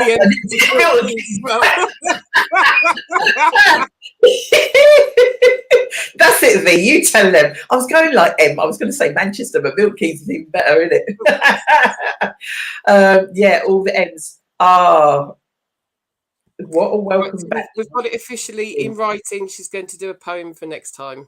Yes, you're damn right. You've got long enough to do a poem for next time. So we are kind of signing off. I was going to say sounding off, signing off, but kind of doing a bit of a wrap up at the same time. I need to start with, because I needed to get Tishi's piece in before she kind of left us. So I needed to get that done. Stephen, I don't know. Every time, whether in person, online, doesn't matter what, just totally. The passion. He's always doing, always. How he didn't tell me he wasn't well. He didn't tell me he wasn't well. And you see, I saw like, and he didn't want to let. And I'm thinking that message. I've got to watch the videos that he's talking about. But when he sort of said animated, I could already see. You can visualize that. You can visualize that being shown in schools, in colleges. Maybe in malls, maybe in the loos. I've not seen it.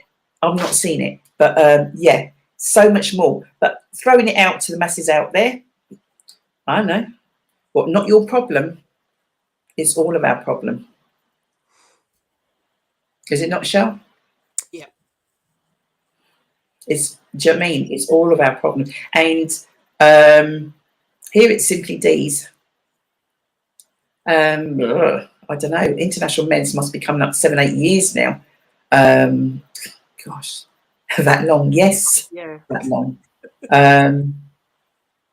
And Steve, he may not know it. I don't know if he's still listening. He'd watch it on catch up maybe tomorrow. He might have gone. It's one of us. Yeah, he might not realise. He ain't going nowhere. You get stuck. Yes. Shall tell them what happens. Tell them, warn them out there what happens. You think everything's safe, you're all happy, and then you find you're stuck. It's like Velcro. You can part if you want to, but it's very difficult. Yeah, it is. It is. And when you meet people, and this is an amazing thing, I think that what we do, and we just meet some just amazing, I mean, truly amazing people that are just genuine and down to earth, and it isn't about gain. And for us, and you can see, it's like, how can we support? So Steve's been on the show several times and will still be on the show more times. How can we support? So if that's the video, we're going to do that. We're going to be sharing his links, his whatever, because it's about making a difference. And how can we, and when we say we, it's not just Simply Deez, it's how we, as in all of us. Can you imagine if we were all just doing a little something? I haven't got time. If nobody had time, well, yeah. The amount of organisations that Shelley's involved in, gets involved in, the government have only got the capacity to do that. They will only do that. So all of that needs to be done is up to who? The royal us. So I'm not going to talk about that anymore for now. It's not gone. It's not gone for now, purely because there's so much. I have to thank all of the guests, Bob Baker, Tishi Thomas, the lovely Daniela Svampakawi, who's got an event on the 10th of September in Bedford, 3 to 6 p.m. And she's going to be talking a little bit, but you know what? It's an opportunity for you to ask questions. That is in person. And then on the same day, on the 10th of September, the wonderful Veronica Ebanks and guests will be talking fibroids, menopause, and so much more. That event's on Eventbrite. All the information that's online. You can register, via Eventbrite. But all that information, again, is on our pages. If you're not sure, get in contact with us.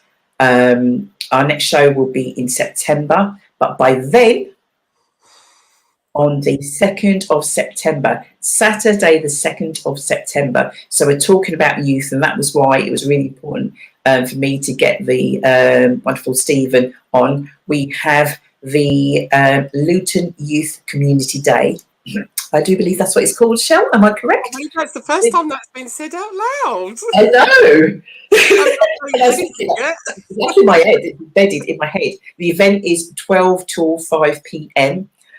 We've got a committee. I think there's about 5 and probably additional ones, but there's about 5 young people, ranging, youngest is 12, ranging up to 25. So if you can imagine that age group, so that's high schooly and a little bit on. And so if you know us, we like to get involved. We like to do events. Guess what? We ain't doing this event, are we, Shell? Because it's not about us. It's not about us. It's about the young people. So in terms of facilitating and just supporting on the out, that is what we are doing. Simply Deez, we've been given some funding from BCLF, I think it is. Is that correct, Shell?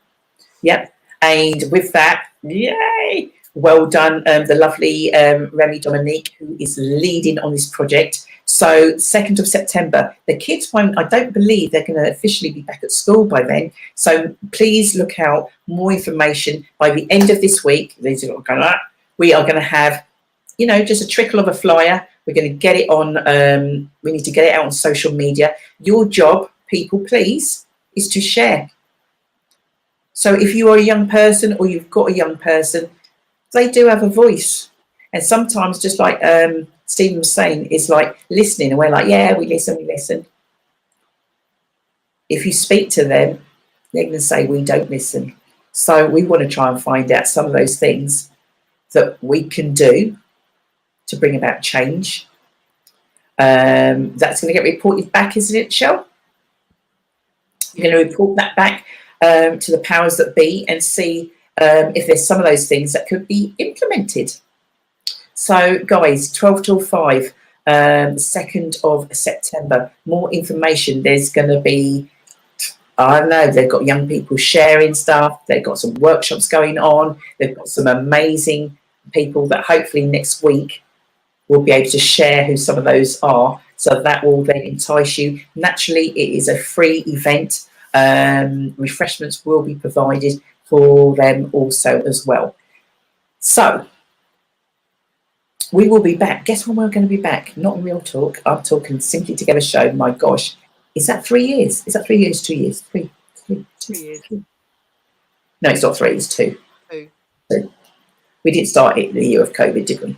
So it's 2 years. That's 2 and a bit years old. Believe it. Simply Together show. Every Tuesday lunchtime, you're sitting out there, you've got something you want to share. And then you drop us a message. Once it's okay, you know, it's going to be censored. And we'll get you on the show live. So from us, from me, from me. We love you. I know. She's got the laugh. We are out of here. Oh my gosh. Absolutely incredible, awesome show. So thank you to everyone. A massive thank you to Shay Titness. As always, cannot do it without her. Keeping me on track, kicking me where I need to be kicked. So I do appreciate you, my love. Thank you. So from us, don't forget to share, guys, because, oh my gosh, your friends will be like, I wish you'd have told me. I wish I'd have known about this. So much going on. Please check out our pages. The wonderful Shelley. We have a newsletter. Please sign up. Then you'll know what we're doing. I got another date for you because I just remembered. 21st of October.